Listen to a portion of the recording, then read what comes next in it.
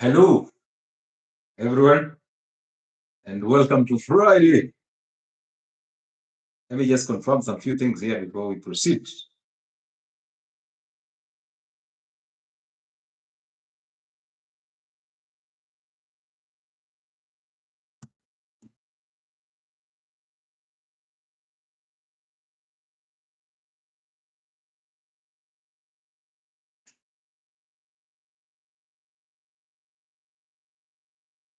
Good. Thank you so much, Jambaka, for trying to share the live to other people who did not know we are on this platform. Let me also share it before we proceed.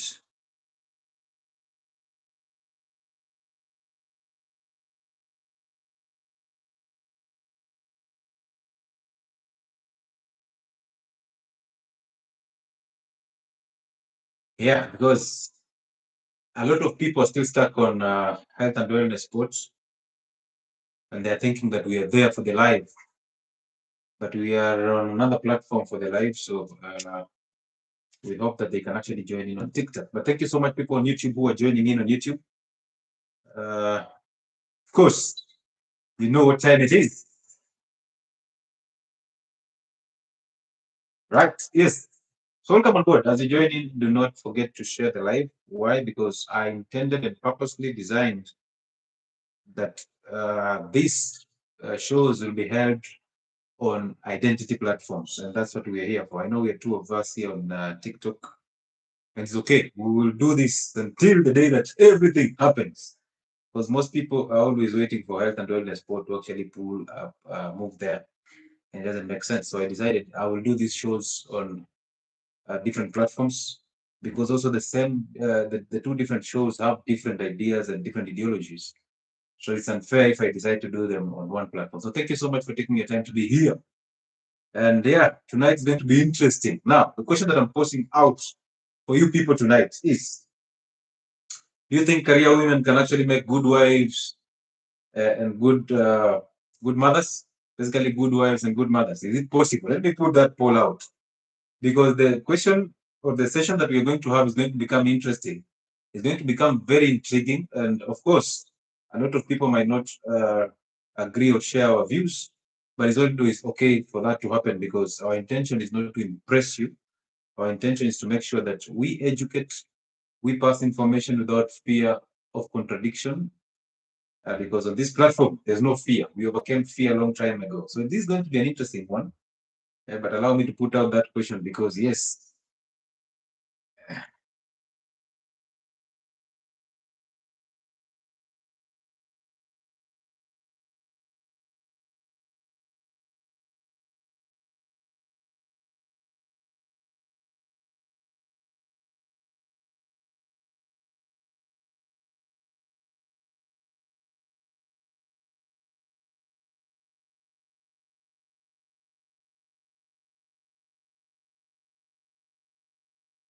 good. Let's see what that question brings on board today. Let's see what it brings. Let me pin that message there. Let me pin that message there. Welcome on board. I can see Jambaka FM is in the building. I see Team Kekeli. I see Jamila. I see Stano. I see Inspirational Vibes Only. I also see Virginia Kimani is in the building. Thank you so much, you guys, for joining in. This is a new platform, of course. You expect the numbers to be lower than that, but thank you for sharing this. I see also Kathleen is in the building. Welcome on board. All of you who are joining in, thank you so much for taking the time to be here. And I appreciate that, okay? And yeah, possibly for people to know we are here and we are here on Fridays, it's only fair that we share the live so that people get to come in. We'll give you about 2 minutes to do that. And as those 2 minutes are coming in, we'll be saying hi to people as you join in. So I'm excited to actually do this on these platforms because I have waited to do, specifically on TikTok. I have waited to do this live on TikTok on Identity Fridays platform.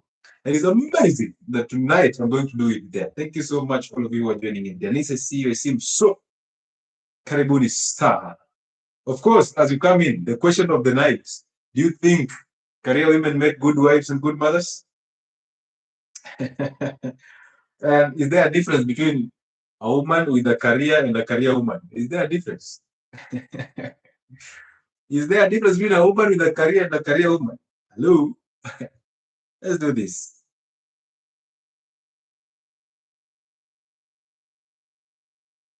Career women make good wives.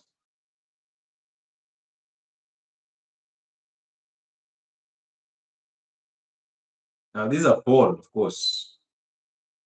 And I hope this can actually continue pinning itself until until the show is over. However, until the show is over. So it's going to get interesting.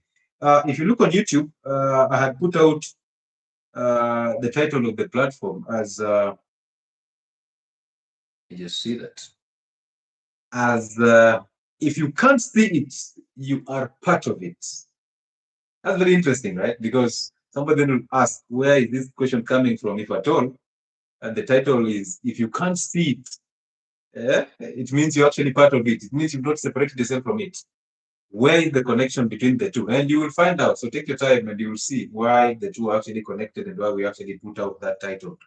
Now, it's interesting that ever since we started Identity Fridays, these platforms have always maintained the spiritual order of life, that God above men, men above women, and women above children. That order has to be maintained. Now, we are not going to bargain on that order. I repeat, God above men, men above women, women above children. Now, regardless of how you feel about that order, regardless of how you feel about that order, it will never matter because that is not an order that was designed by Lewis or Uncle Chile or Dr. Muchile. No, that is an order that is there to make you survive. It's an order that is there to actually make sure that your life is in order, your life is easy, and it makes sense. So whether you agree to it or not, that has nothing to do with me. That's the reality check. And anytime you go against nature, you receive a punishment. All right? Anytime you go against nature, there's always a punishment attached to it. And that's why we are here to remind you that, you know what, you have to respect that spiritual order of life. And the moment that spiritual order of life is in order, your life is perfect. Imagine this, that everything that you've ever thought about, everything that you've ever thought about in terms of heaven, in terms of peace, you already have it. Because even the scriptures tell you that your kingdom or the heaven that you're thinking about is already within. So that tells you that false illusion, the one who taught you that, you know what, heaven is somewhere up here and you go there and drink the water and honey and milk and sing. One, as a spirit, you can't eat. So forget about that nonsense. You were taught wrong and it was a lie. Number two, there's nothing up here. In terms of heaven being up here and hell being down here, there's nothing like that. So forget that. Please drop it. If you're still holding on to that, you're holding on to the wrong doctrines. Now, ideally is that the kingdom of heaven is always inside you. The same way the kingdom of hell is always inside you. Why am I saying that? If you are operating under the evil spirit, under the anger, under emotions, under your thoughts, you're under control of thoughts in your head that are not even yours. That is what we perfectly call hell. Now, if you're on YouTube and my sound is clear, kindly just give a thumbs up or wave, because I would like this to actually be very clear. I think on my side is clear, and I hope on your side is also clear. On TikTok, I believe my sound is always clear. Now, listen. So, if you have no peace, basically, if you're constantly living in the future, if you're constantly identifying with the thoughts of the past, if you're constantly having opinion about things, having past judgment over things, if you're constantly struggling with a false identity, basically you're always in fear, you're in doubt, you self-sabotage yourself, you overthink, you have anger, and you label that human nature, you're basically living in hell. That has nothing to do with human nature. But of course, I understand that human nature is so evil. Human nature is evil. And therefore, every human being around you is working so hard and tirelessly to destroy you, including your mama, including your papa, including your weak grandfather or grandmother, including your friends, those people you've labeled friends. By the way, in this conversation, you get to realize that those friendships don't exist. Whatever you put a label on as friendship is in your head.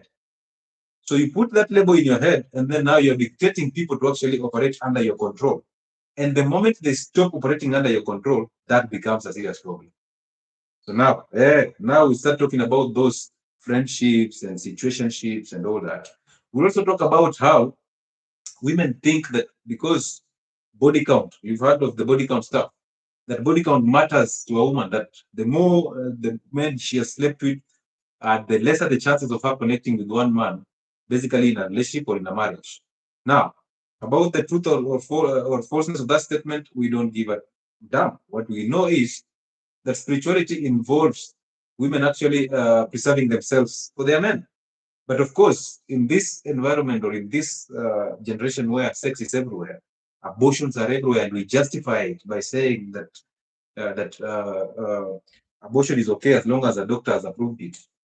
That's why those hospitals actually sell you an idea of abortions on national radio. We say that betting is a problem, but national radios are advertising betting. They're actually performing betting acts. They are scamming people, but nobody's talking about it because everybody's afraid of telling the truth because they'll come after you.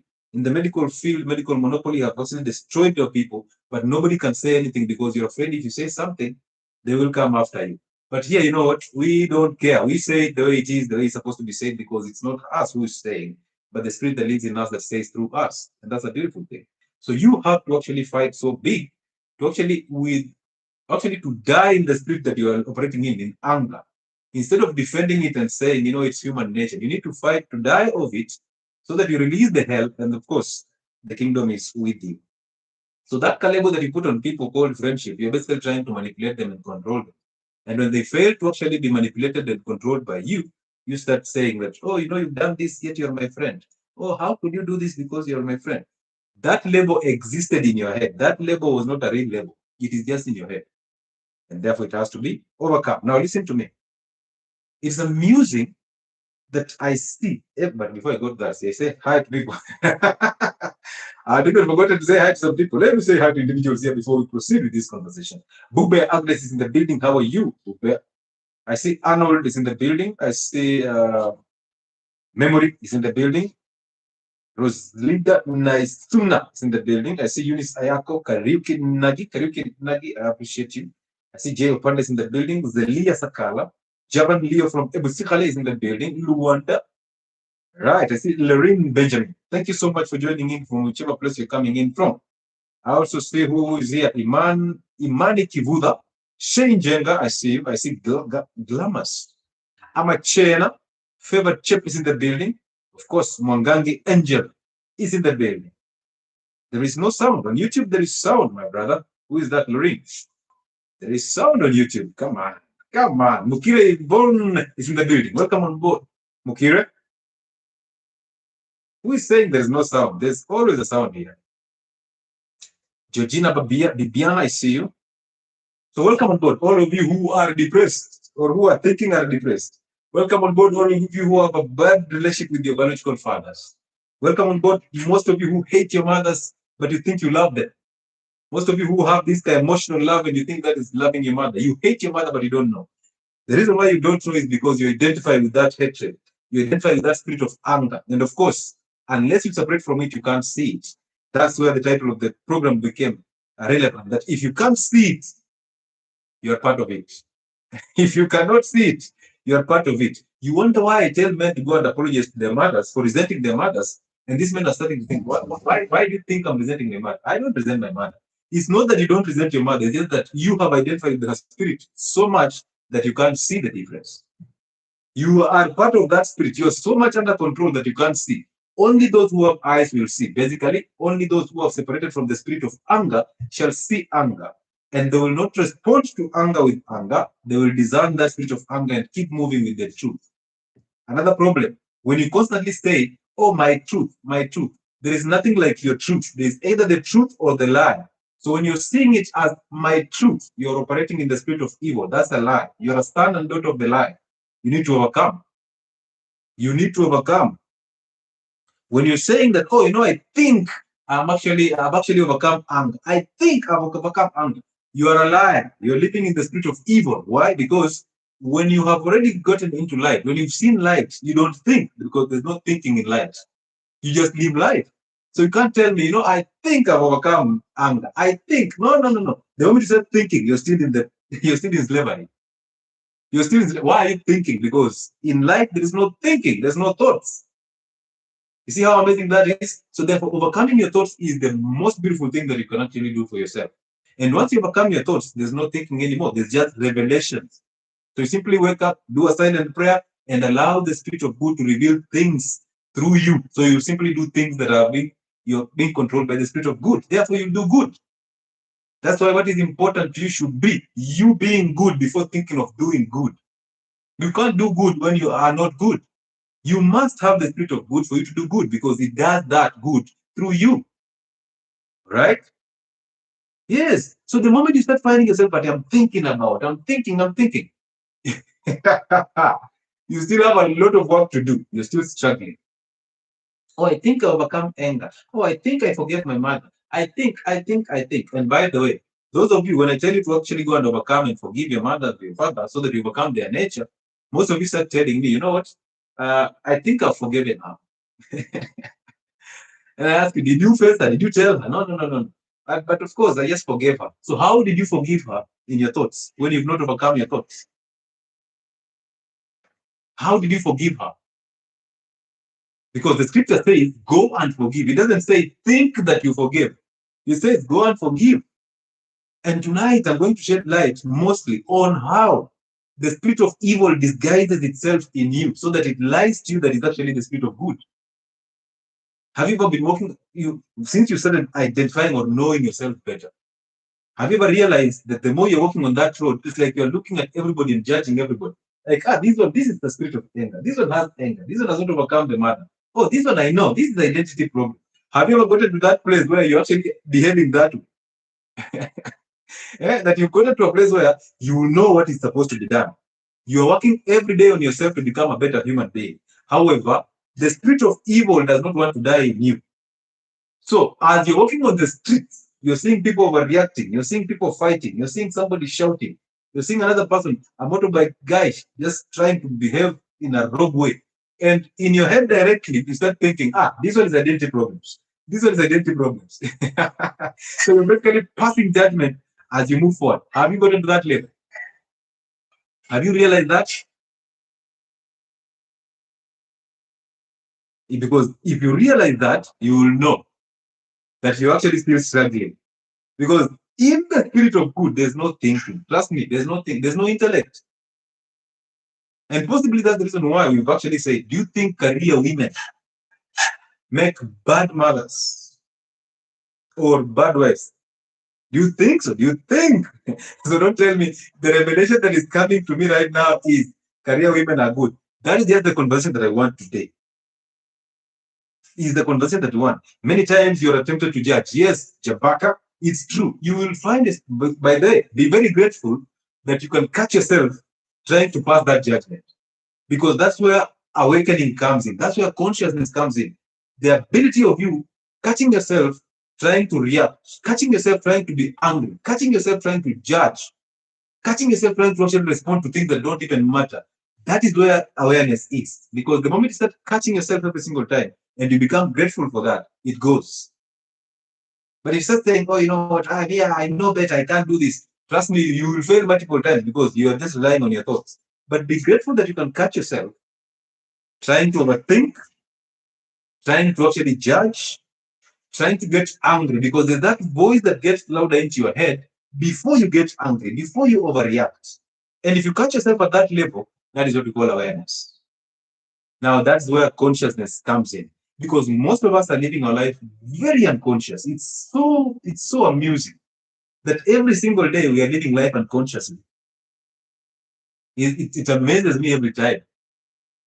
And I understand the struggle because, again, once you go and forgive your parents to overcome them, you always have this expectation that, you know what, things have to work in my favor. Now that I've forgiven my mother, things have to actually make sense. That will not happen because you see, you're relying again on your thoughts. Because the moment you forgive your parents, the devil becomes louder. Even your own mother that you've just forgiven, she becomes your enemy. That guy that makes mocha for you on that road becomes your serious enemy because they are in the dark and they're wondering, how did you get out of the dark? And everybody is here to manipulate everybody. They want you to be in the darkness. Everybody wants you to be in the darkness. Imagine that. Even your children, they want you to be in darkness. Look at it this way. When you're trying to lose weight, who are among the first people to actually make you struggle? Your child's birthday, your husband is there complaining that you're losing so much weight. He's complaining that, you know what, you're constantly going all the way to the gym every morning and you're leaving him here in bed when he wants the steps. Right? Yeah. And now these ideas start coming in, then they mess you up totally, and you decide, you know what? If my family have accepted me the way I am, who am I to go to the gym in the morning? Why should I wake up early to go to the gym when my family have accepted me the way I am? Now that's a problem, that you want somebody to accept you the way you are. Instead of working yourself so much, working on yourself so big to overcome the false nature inside you, the false identity inside you, you want people to accept you the way you are. This goes mostly to the ladies. I want a man who will take me the way I am. This man does not exist because men are not attracted to an evil character. That's why you keep on attracting your ex in different bodies. You will constantly attract your ex only in a different body because of a reason, because you keep doing the same things and you expect different results. Where from?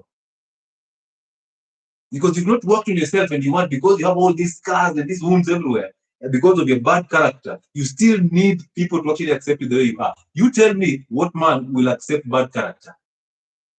No wonder this is the 13th relationship, but still attracting the same people that you're constantly blaming. Now, I told you last Friday, if God gave me the grace that time to live now, let me remind you. I told you that if something outside you is causing you physical harm, you only give it energy and attention. If it's causing you physical harm. But if something outside you is not causing you any physical harm or pain, it does not exist. Listen to me, Kim. If anything is not causing you physical harm or pain, it is existing in your head. Oh, my mother hates me. No, it is in your head. Oh, I'm suspecting my boss is crazy and doesn't like me. No, it is in your head. It's a creation of your mind. Oh, my friends don't like what I do every single time. They're always objecting. It is in your head. If they're objecting, you are the problem. Because those people that you call your friends, you put a label on them, and now they're just refusing your control. Now you're upset. My sister hates me, and I can't ask why. Your sister does not hate you. It is in your head. It is a creation of your mind because you've been remodeled to think that everybody should submit to your control. Thank you so much, Dr. Alice Africa. Amazing. Your sister does not hate you. It is in your head. If she hates you, let her inflict physical pain on you. Now that one demands your attention. But if she's not doing anything physically to hurt you, it doesn't matter. Even if it's verbal. Listen, if she calls you a dog and you get upset because she's called you a dog, why are you getting upset when you're not a dog? Why are you getting upset when you know very well you're not a dog? So why are you upset because your sister called you a dog and you're not one? What if in her eyes she sees you as a dog because you people are not trained the same way? So I can see a dog and somebody else sees a hyena. You can see a 6 and somebody else sees a 9. So if she calls you a dog and you're not a dog, why are you accepting it? Why? Are you not just struggling on your own? It is you who is in your struggles. And you deserve the punishment because you're punishing yourself. So therefore, suffer until you come out of that. Because everything that is happening outside of you, it has nothing to do with you. You are in the world, but not of the world. So anything that is happening in the world around you has nothing to do with you unless it's causing you physical pain. Otherwise, it is here. It is a creation of your mind.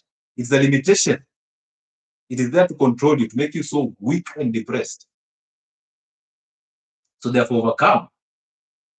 Overcome. All right? Overcome.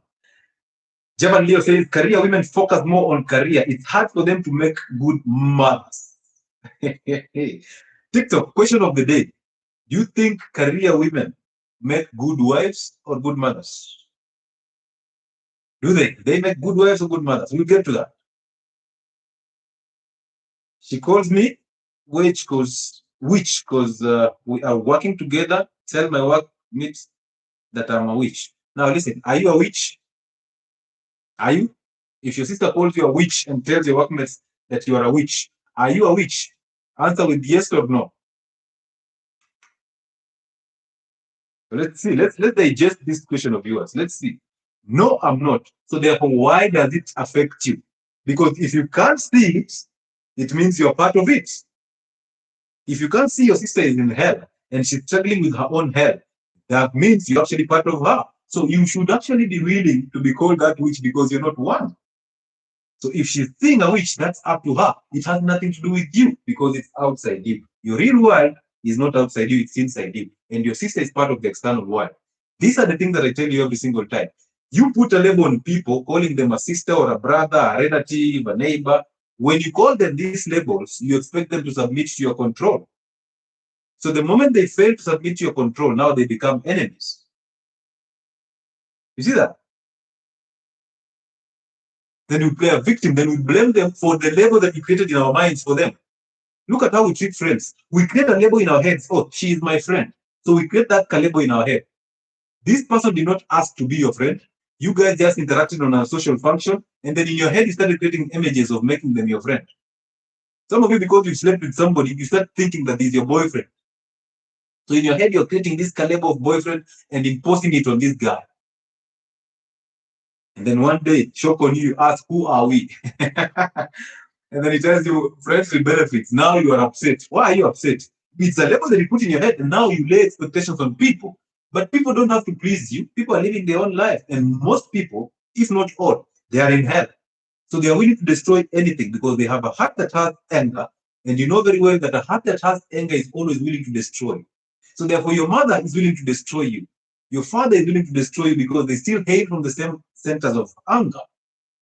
So they are living in the spirit of evil. That's why they are willing to control everything that is happening to you. I have a lot of clients that I talk to. And my friends, whatever I'm hearing out here, you people are destroying your children. You are raising your children in anger. Look at it this way. Because of your ego, you decide to separate. You as husband and wife, you decide to separate. And then as you decide to separate, children are involved in this equation. So your ego has actually made you separate. So you hate your children so bad that you decided, you know what, we are going to separate. And then you file for a divorce and you separate, or you just separate totally, or you divorce or separate, it doesn't matter. Now, these children are torn in between one parent, so they have to pick a side. That's how we are taught to actually pick sides every single time in everything. That you have either to side with your mother or your father. So these children have to side with one person. If it's a Kikuyu culture, they'll have to side with the mother. If it's a Luo culture, they have to side with the father. Now, there's no balance. There's no spiritual balance in this house. Is there a question here? Okay. So there's no balance because these children now have to be raised by a woman or by a man. The only difference between raising children as a man and raising children as a woman is men hardly raise children emotionally. So a father's love is not emotional.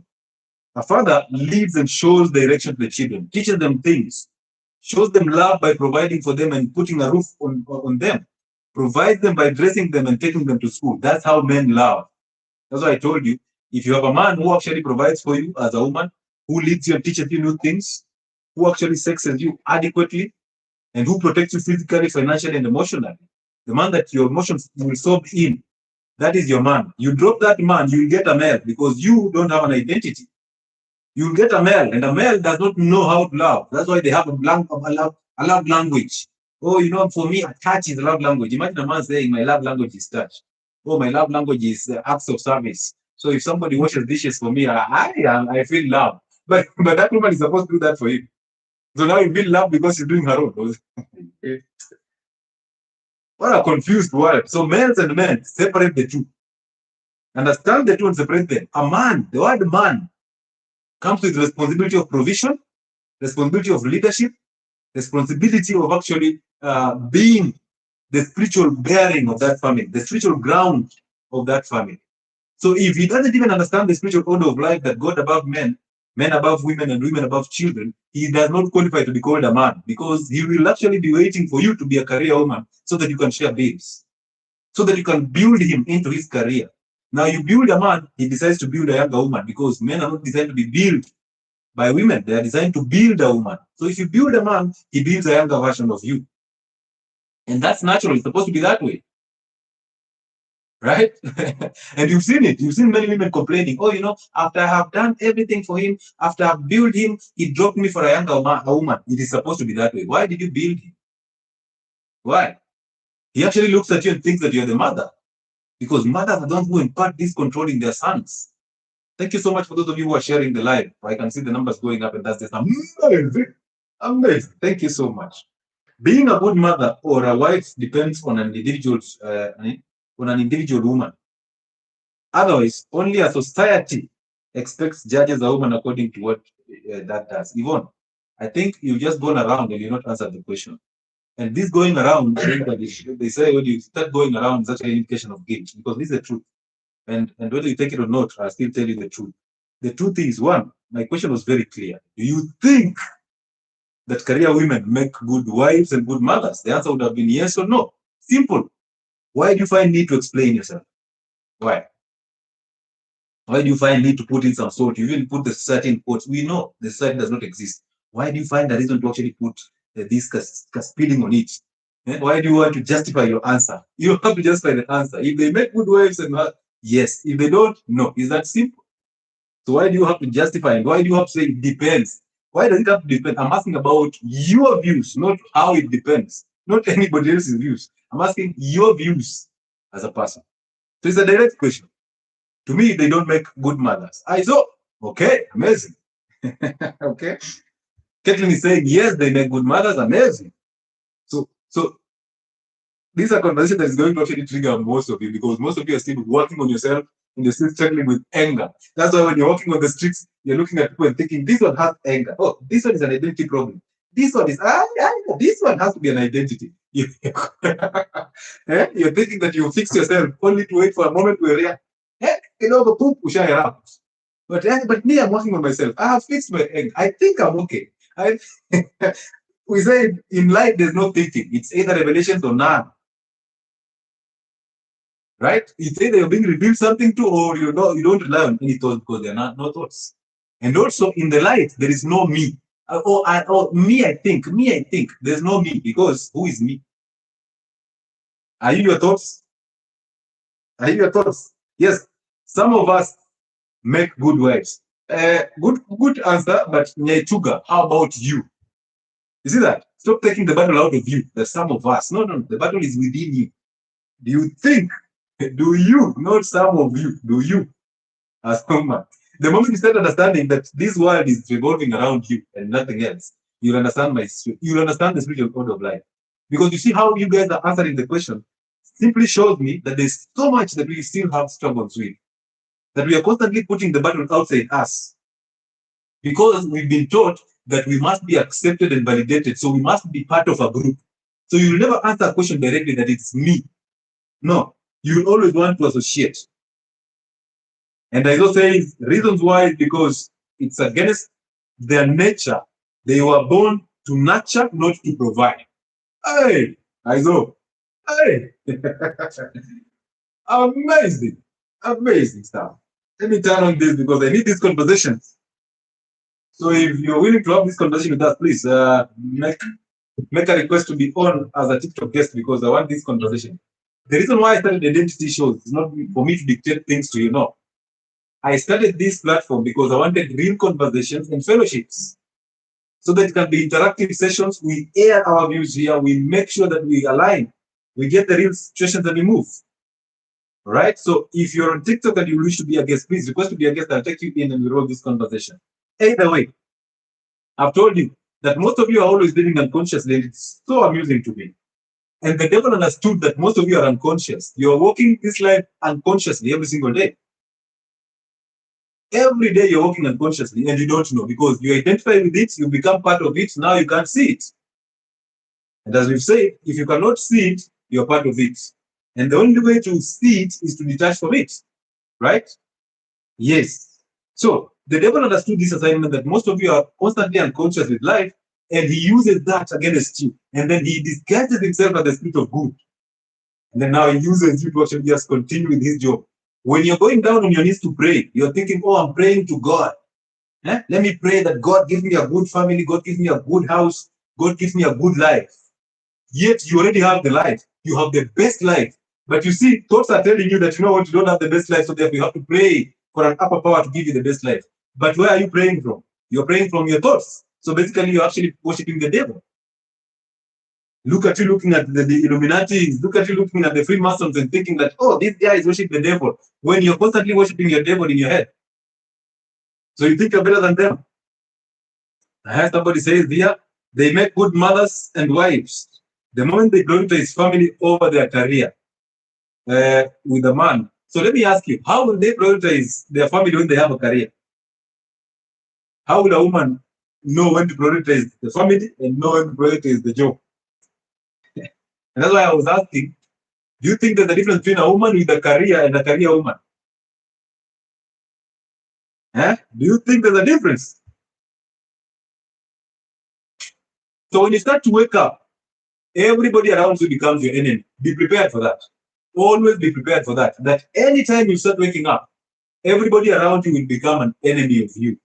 And it's okay. Guess what? You will hang out with these people, but you'll never pick their habits. You'll never pick their qualities. You'll never side with their stories.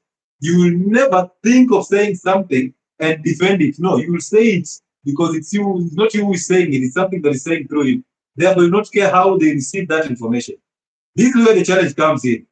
That most people think that my truth, you see, when you start thinking my truth, that means you have something to defend.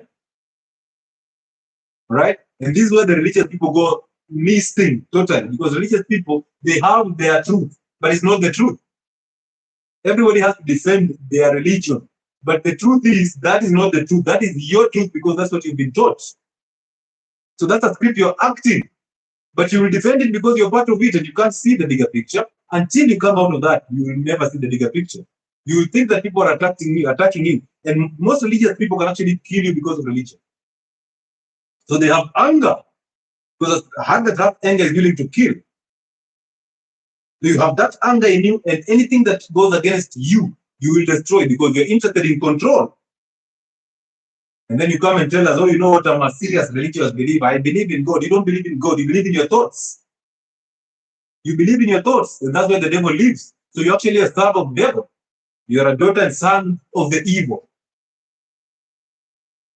So you get into these friendships. And you start thinking that, you know, these guys are my friends. They are not. Nobody's your friend. You are alone. You get into that marriage and you think we are one. Hey, and who came up with that idea? That me and my wife are one. You and your wife are one. One. From when? When there is a stoic man in the picture and takes the provision road, then she can take her roads. That is a very true statement. I wish we knew your name, though. Stop using the word user because user means you still don't have an identity. Use your name, sir, or madam. This is the truth. That women have no problem with aligning. Women have no problem with aligning. They will align to a man. That's why a woman now goes and gets or that this relationship with a man who drinks alcohol all through. She becomes a drunkard. Then drop that man, and 2 months down the line, she's in another relationship with a guy who goes to church, and she becomes a church girl. So women have no problem with aligning to the man. Men are the problem because the truth is you are an active representation of God. You are the sons of God. And through you, women are supposed to see light because light has to come through you, through the woman. And then through the woman, through your children. But because we have become so weak, most of us are bitter males. Therefore, our children end up suffering. Therefore, ego ends up overtaking us. And we destroy our children. And we do that perfectly. And then we defend it. Look at how many men are controlled by their mothers. So whatever the mother says, he comes and interprets it. to the wife. You know, my mother says you're still not good at cooking. You know, my mother says you don't know how to wash dishes. You know, my mother says you're not trained by your mother. You know, my mother does not. Hey, mother, mama, hey, mother. No, okay, background is too noisy. It's so much rain, you know. We close that door or something. There's so much noise because of the rains. I think so. It's heavy rains in Nairobi. I don't know.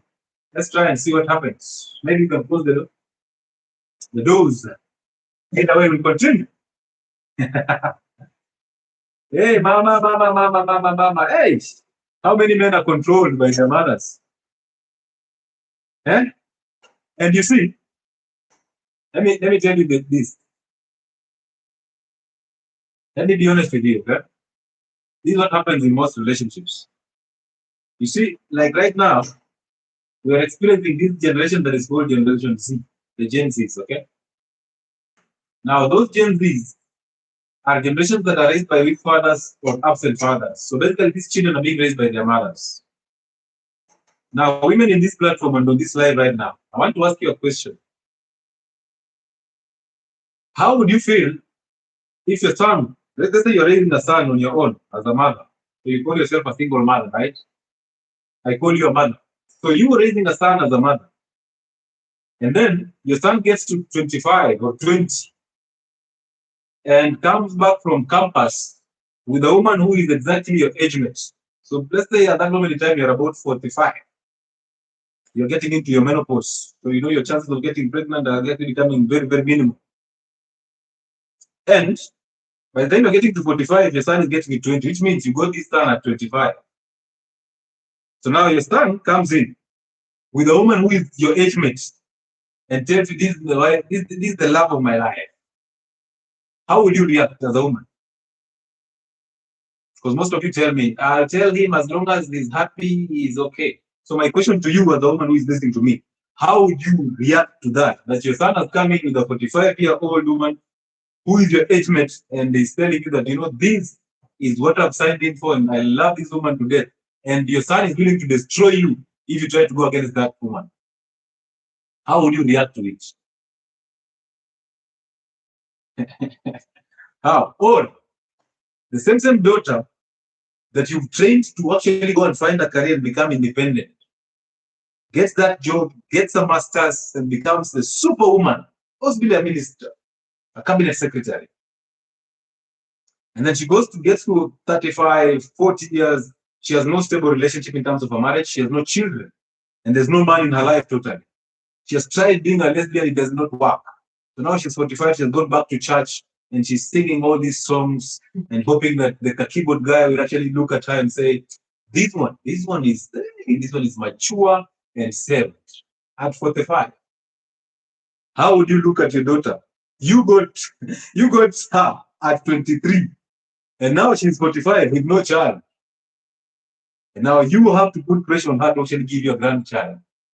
How would you feel at 45 with a very good career, very independent, but a lesbian? How would you take it? Are you going to take it? Yeah? So your son is here with a 45-year-old woman, and this is the love of his life. He cannot drop this one. So you either sit in or you disappear. It's due to disappear. The son is not going anywhere, the woman is not going anywhere. It is you who will leave. Your son tells you that, you know, made, wewe ndio unafaa utoke hapa. Juu mimi yenyewe nilishaamua hii ndio barabara yangu na kama uko happy na hiyo, wewe jitoe. Ati pray over it. I have no control. Linda. Now this is exactly what I'm talking about, Linda. Because I want you to see this. You see these sons that are being raised by mothers alone. So a son is being raised by a mother, and you're teaching these sons of yours that you can actually provide, that a woman can actually provide and is supposed to provide. You're teaching these sons of yours that it's okay for a man to break down when it gets hard and tough. You're teaching these sons of yours that, you know what, it doesn't matter. Eh? It's okay to actually, women will provide for you. You can actually sit there, do nothing, and a woman will provide for you. Because I, who is the first woman in your life, is actually providing for you exclusively. And then you put this effort, this energy in your son, energy of emotions that, you know what, your father left us, I've been struggling with you alone and all that. So you're basically trying to exercise your manipulative move on him so that once he gets a job, he will take you as woman number one and he will never leave you. So he has actually become your husband. They call it husband son.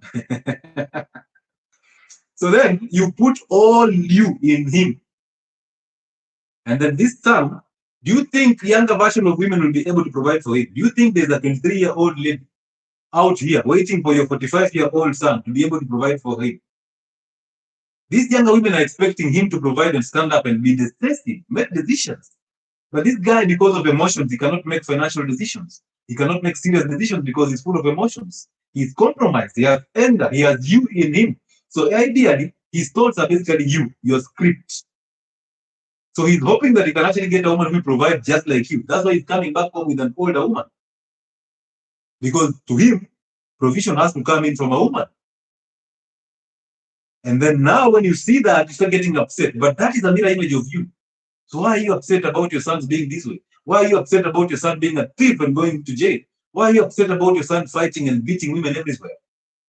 You're the ones who are complaining that, you know what, men should never beat women. But you, at the same time, you're raising men who will come and beat women. You're raising males who are emotional. And when you're told, you take it personal, you start complaining, you start arguing. But the truth is, you're raising males that are going to destroy you. And you'll not like it. Yet that is a mirror image of who you are. Mothers in the building. I have your daughters talking to me about things that you cannot imagine. I have your daughters talking to me about abortions and multiple of them. I have your daughters telling me that they actually sleep with your best friends. But you don't know. You in your weak head, you're thinking, oh, you know what? My daughter is, hey, this one is a pure virgin. I will hand her over to her man. And like I will give her out gently like a diamond. A diamond will not crack it. Like what? What is the most precious metal but breaks so easy? I will hand her over just like that because she is an angel. And she comes in, she hates and resents you so badly and opens up to a stranger. Uncle Chile says, you know what? I hate my mother so much because she's always in control. And I resent my father so bad because my father is so weak that my mother says everything and he knows. He cannot say anything. That my mother happens to be the one providing everything and my dad is just sitting there and turning television. Let's change screens from one game, Arsenal to Chelsea to Liverpool. That's all he does. Even that DSTV that is actually using, my mother pays for it.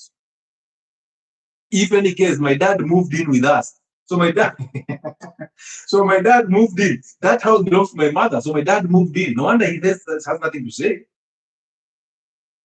So now the father has become the chick. You want the nest to build for you. So most of you are working unconsciously, but you don't even know. Started with trust versus mistrust. Hey, man, you're there saying, oh, you know, me and my wife. Me and my wife. Me and my wife. Me and my wife. Your wife. So hiyo DSTV imelipiwa na unasema my wife. Imelipiwa na nani? So look at it this way. You get into this union called marriage. You guys get into this union that you labeled marriage. Trust me, I've told you this multiple times that marriage is an institution that is ordained by God. Leave alone those unions those partnerships that you guys get into. Marriage is an institution that is ordained by God. It is a spirit of good. It is an institution of good. So only those who have the spirit of good can actually access that institution. That's why it is not for everybody. That's why you're struggling, because it's not for you. Because you've not fixed yourself. You don't have a spirit of good. You have anger. So therefore, who told you deserve to be in a marriage? That's why most men still say, I am married to. I am married. Imagine a man being married to. I am married to. I am married. Yeah? And you ask a man, are you married? And quickly they say, yes, I'm married. You don't you see? You are married. Allow me to advertise my platform, ladies and gentlemen. Right? Health and Wellness Sport on YouTube. I have two platforms on YouTube, Health and Wellness Sport and Uncle Chile. We are having a live on Uncle Chile right now. That's a platform only for Fridays. We're also having a platform on TikTok, Health and Wellness Sport for Monday shows and Uncle Chile for Friday shows. I'm glad that we're here now. So if you're here, please just do us a favor, like the live and share the live. Why? Because these are two new platforms and most people are not aware of these platforms. So the only thing you can do to us is to help us share the live so that it gets to more people. We need these conversations because they're beauty.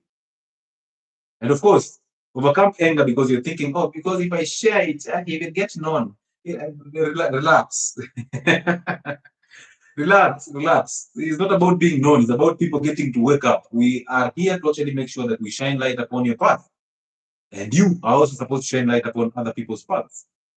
But because you have this jealousy nature inside you, controlling you and destroying you, you think that, you know what, if it gets known, I will suffer. You lose nothing if I get known.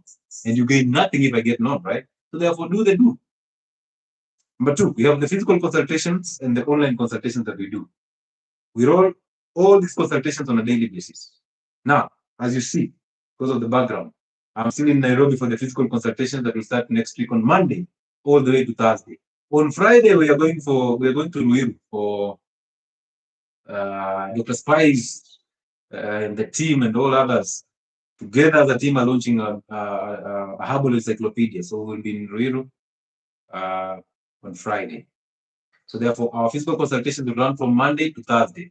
From there, no more consultations until further notice. Because again, I have to go to do what other things are going to happen out there. At 50 kilometers walk. I don't think that will happen anytime soon. Number two, so our physical consultations are happening next week. Our online consultations happen every single day except weekends. Right? And then you can use the office contact to book an appointment with us, whether you're booking for an online consultation or a physical consultation, 0707074722. Whether you're booking for an identity show, it doesn't matter. 4722. So that is our contact, the office contact, of course, 0707074722. Send a WhatsApp message on that contact. You will actually be guided through. They will tell you all that you need to know. Let me pin it on here. So 0707074722. Let me also pin it here so that you can send a message on WhatsApp. And don't come saying, hey, hi, ksaksa, wachana nayo maneno. People are busy bwana. Watu wako busy, wao wanasema ksaksa, hey doc. Hey doc, hey, is it coffee you want? No. We have coffee. We can make you very good coffee in the office. So you simply book an appointment. You take the coffee from here. So either way, those are our contacts. Use those contacts to book an appointment with us. Number two, weight loss programs. We just started a 2-month weight loss programs for February, and we alternate those programs. So January, 3 months, February, 2 months. Next month, from the 15th, all weight loss programs kick from the 15th of every month. So next month, we're having a 3-month weight loss program. In case you miss the 2-month program, join the 3-month program. It's an amazing program that you cannot afford to miss because we teach you a lot of things there. All these identity talks are there. We teach you about lifestyle and diets, fasting schedules, workout schedules, and all these things that are necessary. So our intention is to make sure that you get to align to yourself, get the discipline, the consistency, and the patience to do it even when you don't feel like doing it. That is one. Number two, that you get to lead a healthy life, and secondary to that, you lose weight. So we're not focusing on weight loss. No, we are focusing on a holistic approach of it, and secondary to that, you get to lose weight. What an amazing way to do things. What an amazing way to do things. So join those programs through the same contact. Simply send a WhatsApp message and the program that you want us to actually help you with. Even these titles, doctor, are here to soothe our ego. We should drop them. Trust me. This is the truth. The truth is, you people, you clients, the public, you're the ones who actually make people call themselves doctors. Because if somebody does not call themselves doctor, you will not listen to anything. So even the liars will call themselves doctors because they know if they use that title, you will listen. So therefore it is you. So therefore everybody has to fix themselves. Titles are ego. I've always stood by that. Titles are ego. They are. Because most people who have titles are educated fools. They can't comprehend. They actually lost common sense so badly that they believe their title will buy them something. They believe that if they walk into that room with that title, they walk into that showroom with that type of car, they walk into that with a certain type of suit and aura, they will be listened to. You cannot listen to somebody who's putting on a t-shirt. Of course, no. Hey, Dr. Lewis doesn't have a t-shirt. How? He doesn't even look serious. Eh? But when Dr. Lewis puts on a tie, now if he says drink water 3 times a day, you will do it. Kill yourself with diazonal. You will take diazonal every day. Just because he's a doctor, they are saying that. Now we have to go beyond that because only those who can see it have separated from it. If you've not separated from it, you can't see it. That's why you struggle. You will struggle, right? That's why you think you have friends. That's why you think you have family. Hey, you go against your family's principles in terms of religion, you will know you don't have a family. You as a Muslim daughter, say you're marrying that Christian. You guys have the same God, but say you're marrying that Christian son. You will know you didn't have parents. Oh, you are the Christian son. Say you're marrying that Muslim girl. Hey, look at how your father changes his face. Huh? My, my own bishop father. Look at him just changing his face. Like, dad, but you are a bishop, dad. He's like, no, that's why we draw the line. Because there's no moral authority. No moral authority. So I've always also thought that most women, not all, but most women think that because men are having sex all over and for them a body count is actually taken serious by the society, a creation of your mind again, that a body count by the women, do you think body counts matter? If I even talk about this, do you think body counts matter? Not even women alone, even men. Do you think a body count matters? That the number of men that you've slept with should actually be used as a standard for you to get into a marriage? That if your body count goes beyond 3, which hardly goes beyond 3. Kila day body count yake ni ngapi? Lakini akona X9, lakini body count ni ngapi? And I've told you, women don't count quickies as body counts. So she has a quickie on a balcony in a club, that one did not count as a body count. We keep moving. I mean, the body count will always be 3, period, and below. Yeah? Past and future are also in our imagination. We've talked about that multiple times, and I tell you, whatever is in your head, you see, the past and the future don't exist. They're not real realities. They're a creation of the mind. And they're a script that we act in that was written there by your parents. The moment you popped out of your mother's womb, the conditioning began. The moment you popped out of your father's womb, the conditioning began. So you've actually acted so well in that script. Up to now, you've acted so well in that script. Right? Thank you so much, Team 𝐂𝐀𝐍'𝐓, for that. So, let me tell you something. I was having a conversation with a liberal woman. Yeah? Liberal woman, very argumentative. And I was like, okay, relax. You don't have to agree with what I'm saying. I'm just saying this. Okay? Whether you agree or not, I'll still say it either way. So listen, at least sit down and listen. Then she becomes chaotic and I'm like, okay, so are we going to have a conversation or are you going to just bring your ideas and ideologies? You either listen or you step out. And I said, okay. Say what you want to say. I'm like, okay, so we have an agreement. Now, I'm not going to say what I want to say. I'm going to say what is supposed to be said. So you have to listen either way. Body count for women is important for men, to men. Okay, why? Why is it important to men? So listen, so I was saying this, that the more a woman sleeps with multiple men, the more she loses her touch with the man. So the more she sleeps with multiple men, the more she loses her touch.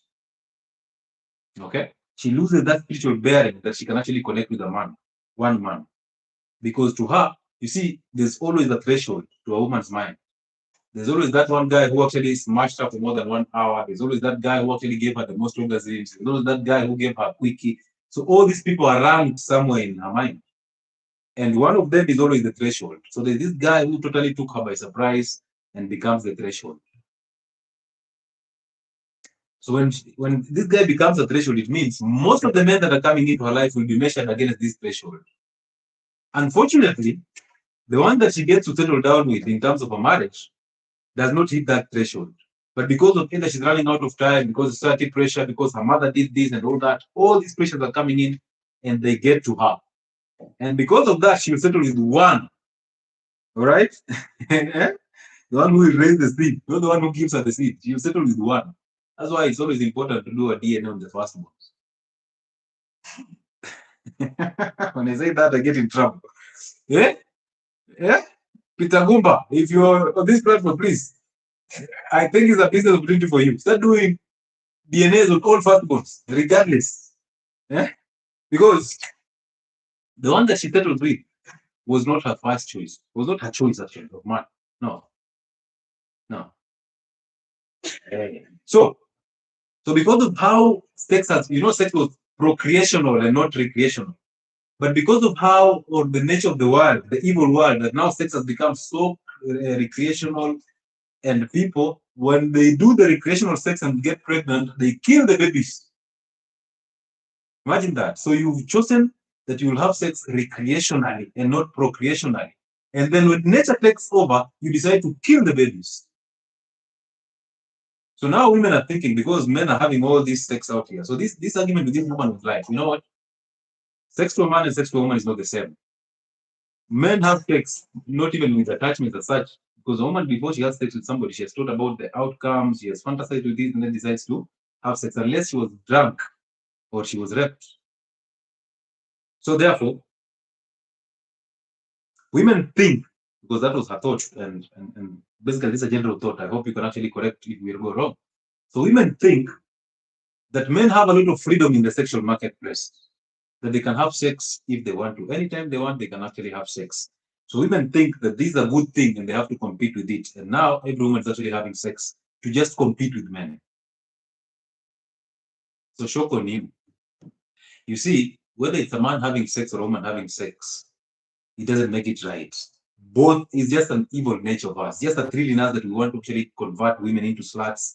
And then that slutty nature in them, once it dies, we move on to another slut, to convert another one into a slut. So that's basically a lack of an identity. So imagine you as a woman, you're looking at men having all this sex because they lack an identity and they are controlled by the spirit of evil.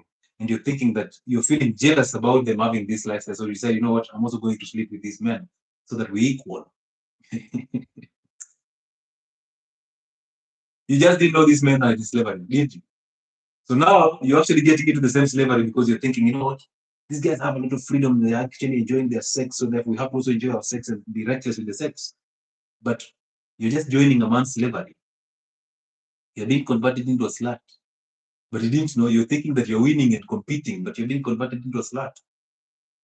And now who wants a slut? The same man who converted into a slut does not want you as a slut anymore. They don't want to settle with you as a slut. So even if it's having sex, hey, anyway. Anyway, on the question of the night, do career women make good wives and good mothers or not? And of course, I've read a lot of answers from you. I put up this question somewhere and I got a lot of answers. And it actually amused me. So let me explain this side, the other side of the story that most of you didn't have. We've said the spiritual God of life is God above men, men above women, women above children. I will use a very real example and I want you to relate. Those of you who are millennials or boomers, they know that one of the reasons why their mothers stuck into a marriage was because they depended on a man. And the truth is, a marriage, in a marriage, that word marriage, that's why it is not for you and everybody.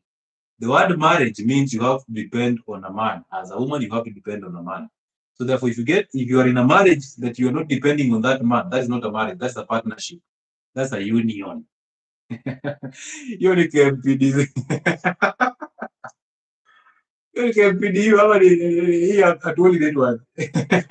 Quote. That's a union. It's not a marriage. A marriage is ordained by the spirit of good. And in a marriage, a woman has to solely depend on the man.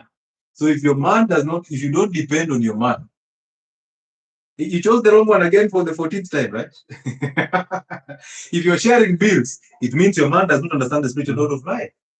Now, this is not me saying that women should not work or women should not have a career. I'm just saying, take yourself back, because you same people who have careers, you're the same people who are constantly asking me that how is it possible that our mothers stuck into marriages? What did they do differently? Now I'm telling you what is done differently, but you can't stand, right?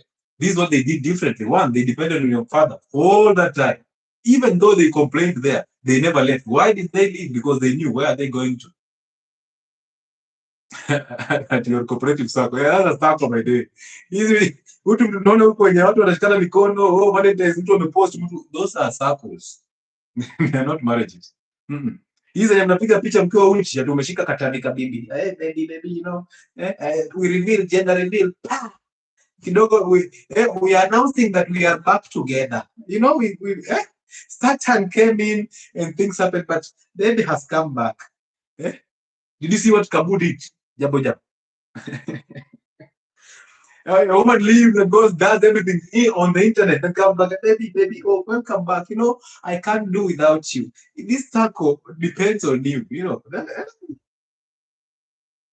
Ama mimi ndo naonanga hizi vitu peke yangu. Nyie mwanangu.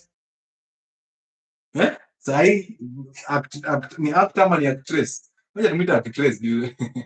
Aliweka bibi pedestal. Now he's trading that whether it's true or not true, it's not our business. Our business is to observe and keep moving.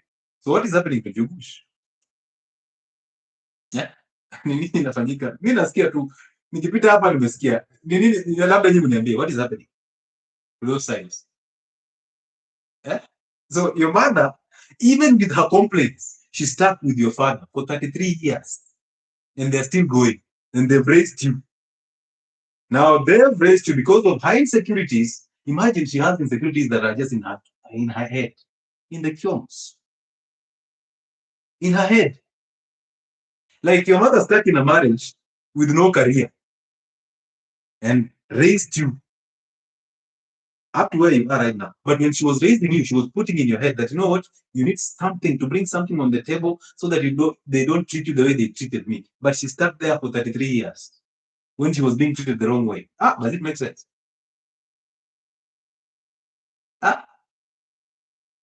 So, so she stuck there for 33 years, raised children to adulthood. But when she was raising them, she told them, you know what, you are my daughters. I don't want you to go through the life I've gone through, even though I held down a successful marriage and raised you to be this type of daughters that you are. My mistake is I didn't have anything. I didn't have a degree. So I want you to have a degree before you get married because you have to bring something on a man's table. Which table? Which table? You have to be empowered so that your man does not do anything. Oh, hey, mara nikitaka ya nywele, he sends. Oh, mara, I need this. Realize this. Men love spending money on their wives. They love spending money on their women. If your man does not like spending money on you, or if you find yourself asking your man for money to do basic things in that house, it means again you chose the wrong one because he failed. Because how can you be asking a man money to buy groceries when he knows that groceries are supposed to be here? So by the time you're asking, he's supposed to be aware. Oh, you know what? There are no groceries here. Give money or buy the groceries. So by the time you're asking your man, I need money for hair. It means you are with another man, right? You know wenyewe. Wewe umedadia wenyewe. Na makosa ni yako. So you're suffering because you're hanging out or hanging on or clinging on somebody else's husband. Drop. And once you fix your identity, you realize he will go. He will disappear. And you will be okay with him disappearing. Because you live in a system to go. Now, given that he moved into your house, he deserves to go anyway. Now, so your mother told you need a career to actually raise children. For some of us, our fathers taught us, you know what, you need to go to school so that you get a degree, so that you get a job. They didn't teach us how to provide. They taught us how to get a degree to actually get a job. Now we are frustrated in those jobs because they're not even our ideas. Nobody teaches us how to be a man. Nobody teaches us how to actually make decisions. They send us to school for other people to teach us. They send us to church so that somebody else puts their doctrines in our head just because you went to school to study theology. Now we are actually acting a script. Imagine your father releasing you to another man to teach you how to be a man. Some of you get your mentors online because you don't have a mentor at home because your father knows nothing. He's dominated by the wife because the wife is the mother in a different body. So the control continues here. Your father does not know how to deal with your mother because your mother is exactly his mother. So he doesn't know how to say no to your mother because this is the mother. Because we have our mothers inside our hearts, we end up marrying our mothers. And now we don't know how to deal with our mothers. Remember, we were trying to run away from our mothers, only to attract what we are running away from. Now we can't deal with it. Thank you so much, 𝐂𝐀𝐍'𝐶. Thank you so much, McKenna. So now we don't know how to deal with our mothers because most of you are married to people who are actually your mothers. And now they are controlling you. Now that control has made you become so docile, and now your children are being destroyed. That's why you allow your children to be remodeled into your wife's image. Now they become women, they become emotional, they become insecure, they are fearful, they have doubt, they are indecisive, they are hoping that somebody can step in and make decisions for them. That's where you are as a person. You are afraid of everything. You can't make a bold stand. You don't know how to make decisions. You don't know how to lead. You cannot provide. That's why you're waiting to be asked to do your role. And then that's why you're asking a woman to actually respect and submit. My wife does not respect me. She doesn't have to, because respect is not commanded, it's earned. But then these same men who are unable to provide, who women are complaining, they are these women who raise them. So then the equation is actually so unbalanced. So women raise weak men and then they complain. You have complained about your ex-husband, but you're raising a son. Okay, so that emotional son that you're raising, who do you expect they will marry? Who? Without having to become physically abusive, emotionally and verbally abusive. How will they survive? They don't know how to deal with women who actually can stand and say, this one is not happening. They cannot deal with that. So now you're empowering women, you're telling women to go and get their careers and get on the top notch and become the cream de la cream, when you're actually making them go to the peak. And as they go to the peak, the number of men, the pool of men that they're supposed to attract goes down. And now they are left with these older men who are 55 plus with one correction in the morning. Yeah, they have the money. So you're wondering why your daughter is actually dating Obabas. It's a true situation. You've actually raised them to become those type of people. The woman gets to 35, and there's no man in her life. Is that a red flag? Huh? Possibly now you get to 35 with 2 children from 2 baby daddies, and you're still hoping that, you know what, some way, somehow, there's a guy who will take me the way I am. So instead of actually fixing yourself, you actually want somebody to come and fix you. But mini wazim. Mini wazim. So careers, I'm not listen, women with careers or career women, this is the truth. Your career actually separates you from a lot of men that will actually become potentials for you, because most women who are average, they still think they deserve better. They deserve more. A lot of women are very average and they think they deserve the top-notch men. That's the weird part. Because somebody told you need to affirm yourself. You need to look in the mirror and tell yourself, I am beautiful the way I am, and somebody will have to come for me. I am fearfully and wonderfully made. And thee died, the Lord who cometh will send it. Hey, somebody will come in like manna on you and just pick you with your anger, with your attitude. And he will stick with you the way you are, right? Of course, he will come. But guess what? He will be a mirror image of yourself. You will attract who you are. So therefore, you 2 demons will be there trying to think you're in a union, which is, of course, a union, which is a circle. And in your head, you created this false illusion that we have a family. And guess what follows? After the small noise here and there, you're pregnant. You're rushing to give him a child. You get a child, and now you destroy this child. Why? Because there is no moral authority. There's no father. There's just a father, somebody who just fathered but cannot be a father. And there's no mother. There's just a woman here who is angry at the weaknesses of the father. And then now starts punishing the father by protecting the children and actually remodeling the children into her own image to protect these children against the weaknesses of the father. Only to realize that he's actually modeling these children to hate their father. And once they hate their fathers, they become weak, sick, emotional, and damaged. Why? Because how can you hate the one that you see and claim to love the one that you don't see? A biological father is an earthly representation of a child, of God to a child. So if a child hates their biological father, they've separated from God. And now, because they identify with that hatred, they think that this is how it's supposed to be. They think emotions are love. That's why they're always seeking for something. They're always thinking that something from outside will come and fulfill the void that is left by their earthly representation of God, their father. They have the best career, they're still struggling. They still cry and wet their pillows at night. They have the best salaries, but it's never enough. They thought that being independent and having a good salary and saving some money, they will bring something on the table, only to realize that the one that they have the table is not even there. So where will the table come from? Are you going to put things on the table without the man now? You have a table. So you wanted to put something on the table. Now you have a table of your own, a very good glass table. What are you putting on that table? Apart from the tears that you're feeling in your pillows every single night. With your degree there and the ego, because ego makes it difficult for you to be in a marriage. And I've told you this multiple times. That's why marriage is not for everybody. It's an institution for the few. Because a degree comes with a lot of ego because you're competing. Sometimes it's looked as though you are so envious of the manosphere, you're so envious of the masculine energy that comes from God and comes from the man. So that masculine energy upsets you so bad that you know what, you want to destroy it or compete with it. Most of you are actually in school not because you wanted to be in school. You're there because you wanted to bring something on the table. Uncle Chile, what are you saying? Is not possible to be a career woman and be a good mom? Listen to me. Leave alone even being a mother, being in a marriage. So allow me to explain to you the TV, because I want you to understand it clearly. No emotions, okay? This is the point. You see, when you get a degree or that career, it gives you some form of ego, right?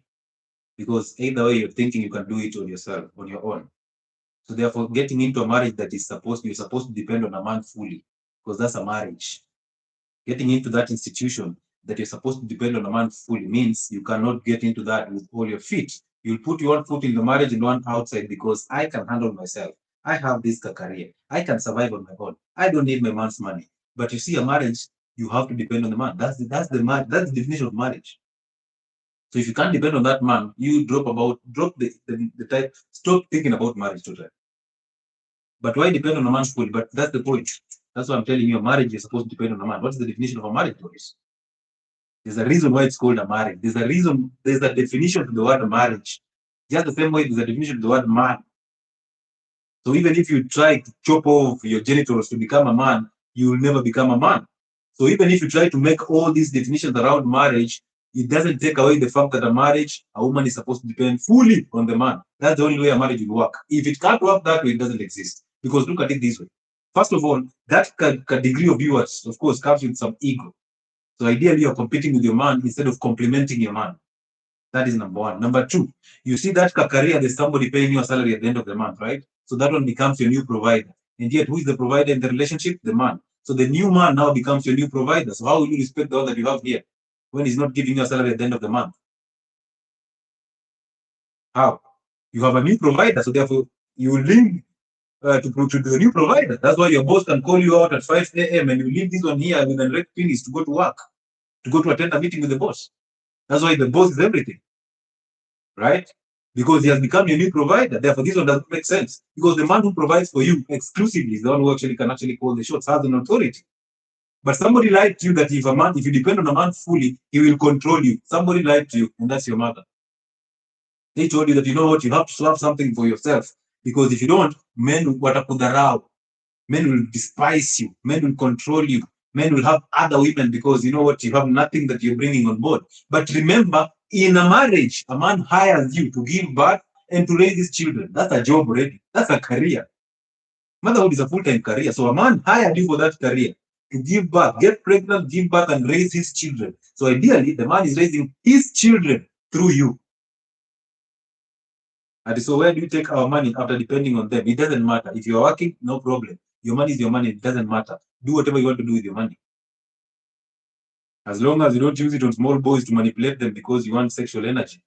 I mean, because that's what happens nowadays. So this is the idea, and this is the truth. The truth is a marriage. And listen to me, those of you who are bringing all these to emotions here, I'm telling you, marriage is not for everybody. So if you find what I'm saying not making sense, it means you are not a marriage material. Drop it. You are a circle material, stay in that circle. Stop thinking about marriage, because in this union, one has to depend on the other. That's the definition. And the woman has to depend on the man exclusively. That's how God designed it. Now, so you're hired, as a woman, you're hired to get pregnant, give birth, and help him raise his children. And the salary that he's paying you is him providing exclusively, him leading, him teaching you new things, including raising those children. But most of you are taught how to raise children by your mothers, right? And then him making decisions that matter, that are the benefit of the family. And then him correcting you so that your emotions are at bay. So this is what is the salary, not the monetary thing that you take at the end of the month. The salary that you're paid is indirect, is in the provision. So he has to provide exclusively because you didn't give excuses for giving children. Wewe ukipeana excuse kushika mimba na kuraise watoto wake. So hapa ikipeana excuse ya kuprovidea. The only reason why you women are always going and chasing careers is because your man cannot provide. So you chose the wrong one because you as a woman, you are the wrong one. You chose the wrong one because you're attracted who you are. So therefore, he cannot provide because you have anger, you have your mama, you have daddy issues and all that. So you chose the wrong one and you're thinking that, you know what, maybe he's the one who is wrong, I'm the one who is right. So you're going out to make sure that security for your children is guaranteed, because women don't appreciate men as much. Women appreciate the security that comes with the man. So therefore, if there is no security for your children or yourself, you find means to get it done. That's where career comes in. So a man hires you to give birth and raise his children, to help him raise his children. And then you decide to hire a maid to raise the man's children. So therefore, who becomes the wife? Haya. Wacha tupose. Unatukunywa maji. So a man hires you for a job. The same job that you were hired by your boss to get a salary at the end of the month. A man hires you and decides, all my life I'm going to work my ass off to make sure that I am giving her a salary in form of provision and protection and leadership. And then you decide to hire a maid to come and do your job. So therefore, who becomes the wife to this man? So then, for you to raise children, because motherhood is a full-time job, it's a full-time career. That means it requires so much of your attention. So most of the career women, most, not all, most of the career women, they hate their children so bad and they love their career so bad. So their career has actually become their god. It controls them. Their bosses have become their husbands. They control them. So you love your career so much and you're willing to do everything for that career because you chose the wrong man, the weak one, cannot provide exclusively. Now you're struggling in that career, trying to balance between motherhood and a career. Yeah? They're struggling between a career and motherhood, thinking that you can balance. You know, I do very well, I balance very well. You don't balance very well. That's why your children are actually struggling. That's why you're raising those children who are actually becoming all these issues. Because you're putting so much energy in your career and you can't actually raise these children. Now, that career is a competition between you and your man, because remember, that's a man's space anyway. Because either way, if I'm providing exclusively, what will your career do to me? If I am providing for you exclusively, tell me, why would you want to go to work? And then most of you will tell me, because I want to support my family. I mean, how is that helping me as your man? How is that helping me as a man? So you have become a parent to your parents because they failed. But you can't take that, can you? Your parents failed. That's why you are a daughter. You have to provide for them. In short, to go home, trust me, Doris, that's the best place you can be in. If your man is providing exclusive. But if you chose the man who actually you guys share bills with, you will struggle. So you choose a man who cannot provide because you are that person who is masculine. So you choose another feminine man. And then you settle in a circle, call it a marriage. And then now you start blaming us for telling you the truth of what you're actually going through. That's one problem. Take it. And I told you, anything that is happening outside you, if it doesn't cause you physical harm, it doesn't exist. It's in your head. So therefore, I am exposing what is in your head. Most of you. No woman hates their kids more than kids.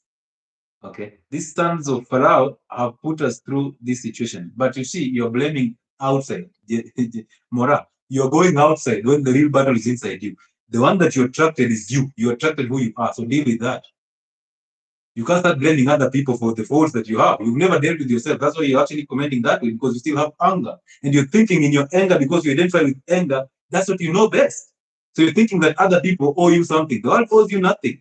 Those sons of the devil owe you nothing. But those are the ones that you chose. So you want to tell us, how do you interpret your decisions? That the one decision that you're supposed to make perfectly, you made it wrong. How does it make, how do you want us to think about you? And that's why sometimes when you're writing, be very careful, because you might be writing to actually get attention, but you receive the whips. Why? Because you chose this man. You gave this man your vagina. You went ahead to give him your womb. Women don't get pregnant for a man they don't want to get pregnant to. You will drink all those Coca-Cola sodas to actually dilute that fetus.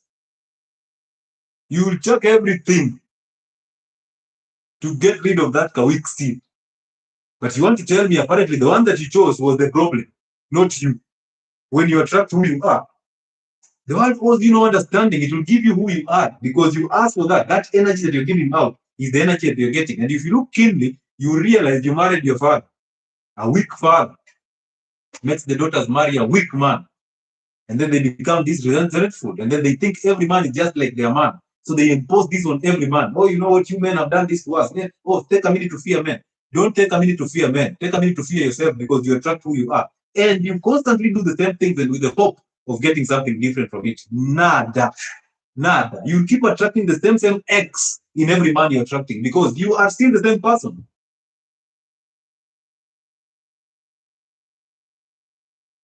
You're still the same person. Work on you. Overcome all these demons into your head. Overcome your mother first. Overcome anger. Overcome weaknesses. Overcome blame. Overcome playing a victim because you're playing a victim so that we side with you. We can't. We are telling you who you are as a person. And the truth is, you are an evil person from within. You have anger. You have baba issues. You have money in your head. You ended up attracting the same things from a man. And now you look at this man, you cannot stand the mirror image of yourself. Now you cannot stand that mirror image of yourself. You think you hate that husband or ex-husband of yours, and yet the truth is you hate yourself. You build so much hate in you. And you're thinking you'll attract a man who will understand that hatred that is building up in you. No. You'll attract a man who is full of hatred in a circle. Amazing. So until you start working on yourself, nothing is going to work for you. And the world owes you no understanding. It doesn't. So with your career, if I'm providing exclusively, how is your career important to me? I don't want excuses for my children being raised in a poor way. How then do you hire a maid to bring in here to raise my children? Now you go to work and then you blame the same maid for stepping on your children, giving them poison. Where were you? Where were you? When it trends, women are in the comment section. Oh, this one must be jailed. This one must do this and that. Oh, hey, the Muzungu from Russia came in and destroyed our daughters. No, those daughters have just shown who you are. Because you're the ones who raise these daughters. You raise them to become insecure. You raise them to know that women can actually provide. And men, when a man comes in and shows them, you know what, I have the power to do these things. I can actually be a father figure to you. These daughters open their legs. Some of your daughters got married because they were running away from you and your form of control. Some of your daughters got married because they were looking for somebody who can actually provide because you made the wrong choice to choose the wrong man because you are the wrong woman. Wait, do you mean we should give up on visions after marriage? There's nothing like vision. There's nothing like vision and ambition. Those are just false identities that came from your mother. So she was full of anger at your weak father. So she decided to remodel you into a woman who is going out to actually come out and provide. You know very well, even with your career, you cannot provide for a man. Women can only provide for a man within a short period of time with the hope that his situation changes. So then who told you you're going to work? Why are you going to work then? Yeah? We go to work so that we can provide for you. Thank you so much. We go to work to be able to provide for you people. We go and destroy other men out there to make sure that you actually survive, you actually provided for. That's why some of the things that we do out there, if we tell you, you will not stand it. Leave alone your just be honest with me. You can share anything with me. We share that thing. Where we got that money from, you people melt. And be honest with me. TikTok people need to join YouTube. They seem so green with a lot of emotions. TikTok people should flock one day on Identity Friday's show on Uncle Chile platform on YouTube. No problem. You'll get there. Don't worry. Pole. My role is to shine light. And you're allowed to agree and disagree as long as you're still in the darkness. Because when you get to light, there's no disagreeing and agreeing. You make your point without having to decide and agree. You simply make your point.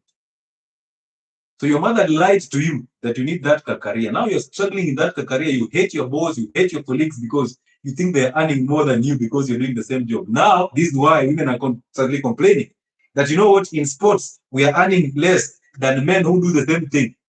I am a midfielder. I earn less than a man who is actually a midfielder. But we can see even in the numbers that women's sports don't make sense. That the numbers of people who go and watch men's sports to actually generate revenue is higher than the ones that are generating revenue. So men get paid for generating revenue because it's an activity that is very physical. You've seen women even challenging themselves to boxing matches with men, and then they get hit so bad. So they fail as men, and then they decide, you know what, I'm going to be a transgender and go and fight with women. And then they got whooped by the same women. Yeah? Men are constantly in competition to just make sure that they provide for their women. The only problem with men is most men are raised by women. So they have women inside them. So they don't know how to deal with women. That's the truth. So if you chose a man who cannot provide for you exclusively, whose fault is it though? Whose fault is it? Is it your man's fault or your choice? It's you who made. Because women give access to sex and who to give children to. So by the time you're giving a womb to a man, you wanted to. So you can't blame that man. You give access to sex, and then when a man sexes you and leaves you, you complain. But you're the one who gave access to sex. You want to tell us that the most important decisions for you to make, you always make them wrong. And then, of course, somebody has to take responsibility for your own mistakes.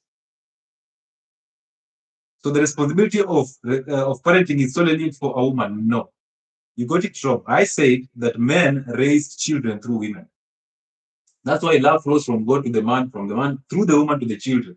So it's a double responsibility. And my role as a man in that marriage is to make sure I provide, I lead, I provide a spiritual guideline, I make decisions, and then I teach you to raise my children. So it's a double responsibility. The only difference is you bring in the emotional aspect of it, and it's my role to make sure that this emotional aspect of yours does not go overboard. That's why when you're struggling with your emotions, you go to your man, right? And he says one thing and he makes you see a lot of sense. Because to him, he's not reasoning emotional. But you came in with all these emotions, oh, my boss does not like me and all that. And then your man tells you, what if you just go to that job and do your job and come back home? And then you're like, by the way, why am I always involved in gossip? I should just go to work, stick on my job description. By this time, I'm out of that work and I come back home. So yes, 𝐂𝐀𝐍'𝐓 is getting it right. Because most women want to overturn the order, spiritual order of life. And then when they got punished, they start complaining. The spiritual order of life dictates that a man is over a woman. So therefore, a man is supposed to provide for the woman. And now the woman decides, you know what, I'm going out to make sure I provide. And when they go out there and then they suffer the consequences of providing, they start complaining about their men. But they make the same decision to go out and provide. They made the same decision to actually fall away from the spiritual order of life that God above men, men above women, and women above children. That order is not insane. It is there to protect women. It is there to protect the men. It is there to protect everybody and the children so that these children are raised in a balanced way. But now you decide, you know what, I'm not going to be part of this spiritual order of life. You think nature will care. You think it will forgive you. So you decide, you know what, I'm not going to be part of this order of life. Let me go and provide. You realize, oh, I'm in a masculine role. I have to actually do so much to actually make sure I meet the masculine side of these guys. Now you start complaining about doing the same job and getting less salary. When you cannot do hardships, you cannot do the most tedious work that men do. You're not flexible in terms of actually being available because you're a mother also. You're juggling between motherhood and career. So when you're told to do night shifts, you're like, oh, I'm raising children. Now men can actually do those night shifts.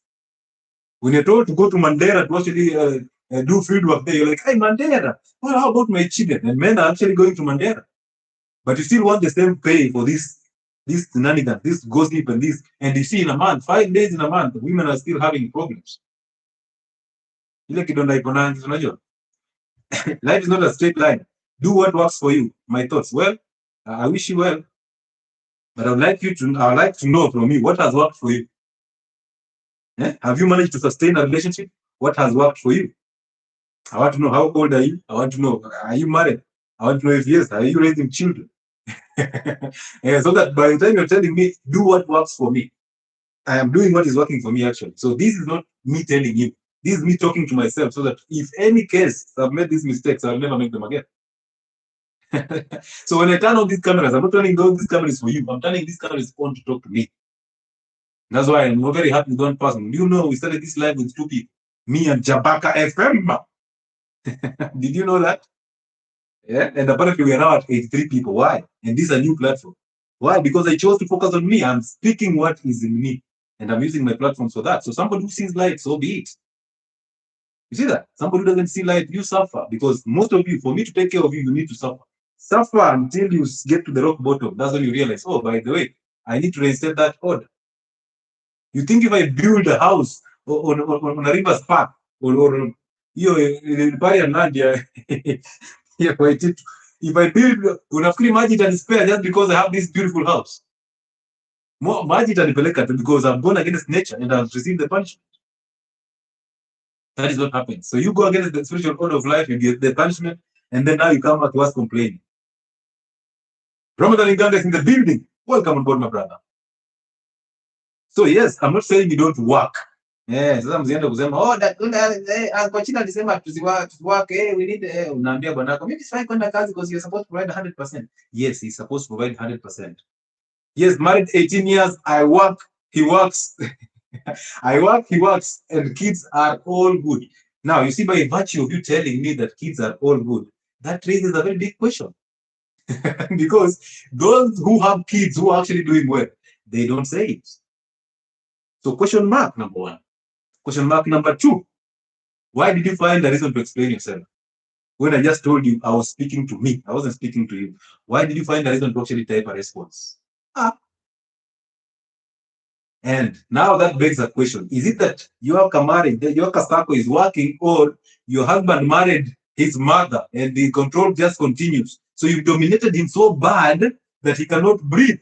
Now for you it's working. For him, is it working? Do you think he's happy? If he was happy, would he be here? Would you be here at 10 listening to all this noise? Or would you actually be there serving his strikes and taking care of those children? Ah? Yeah? Yeah? Yani imagine the direct pleasure being on TikTok live over raising a man's children. And it's working for 18 years. Wacha tukunywe maji. Wacha tukunywe maji. Oh, for all of you who are in unions, it's always working. It's always working. Yeah? Until we get the real picture. It's always working. Wacha tukuwekee CCTV kwa nyumba. You don't have to tell us it's working. We need to know it's working. Hizo arguments za nyumba kila wakati, you've dominated him because you actually, he doesn't know how to deal with you. That's why he allows you to be on this live. If at all you actually, it was actually working, you wouldn't be on this live. You'll be somewhere seated, enjoying your, taking your children to bed right now, and then serving your man with good sex. You're telling him, Baba, pole kwa kazi, eat the plate, please. Eat your nerves. But imagine it is working for 18 years, but some way, somehow, you're listening to Uncle Chile.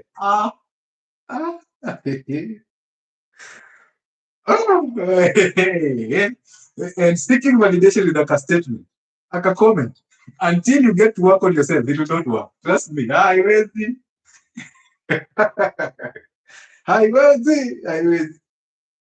Either way.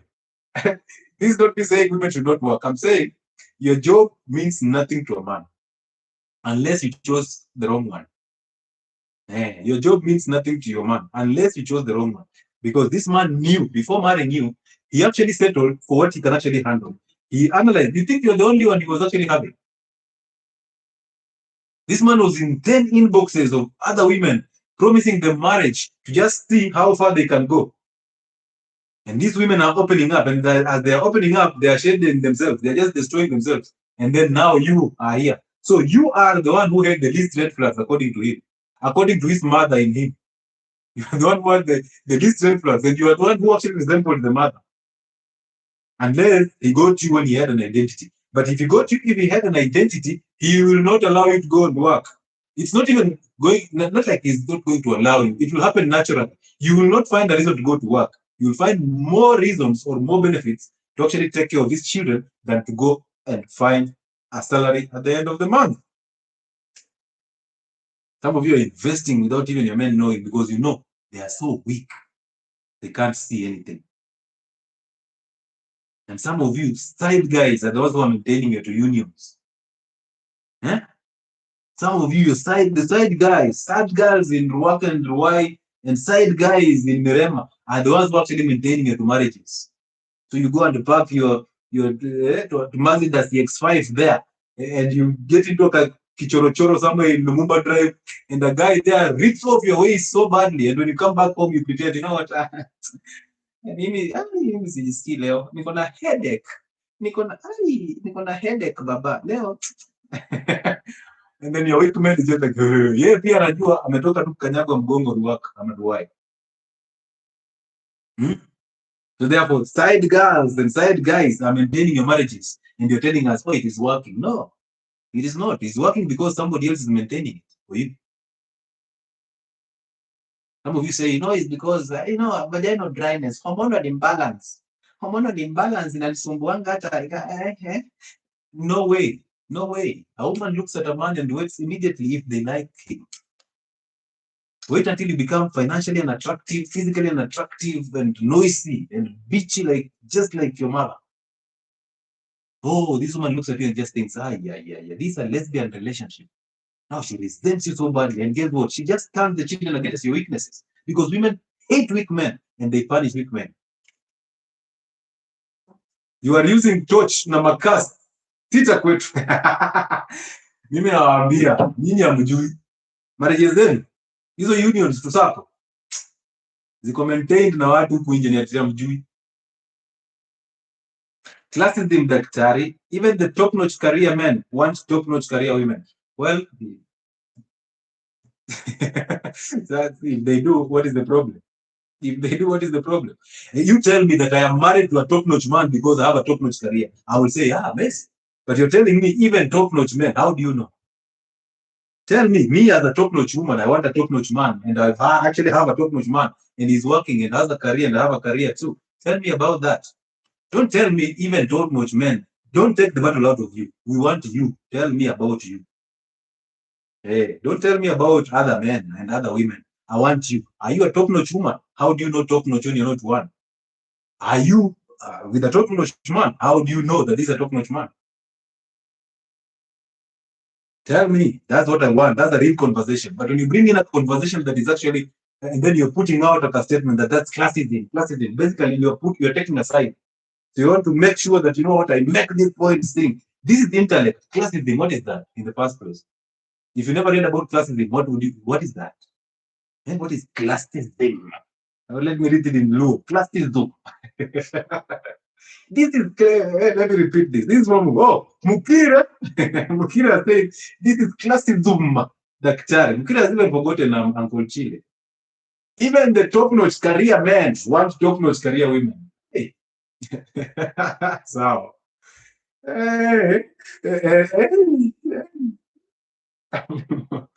just because you're top-notch, does it make it right in the first place? And what is top-notch? What is top-notch? So that you know that the idea in your head is actually screwed.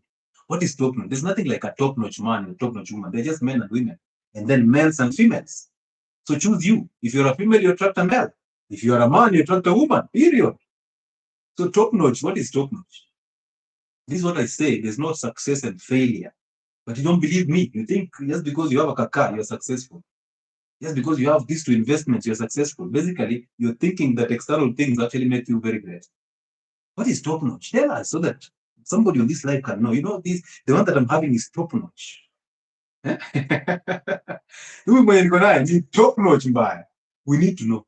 So, Mkire, make sure you tell us because we want to know. Hii classism Zoom yako. If any case, bring a conversation on board because we want to know what is classism.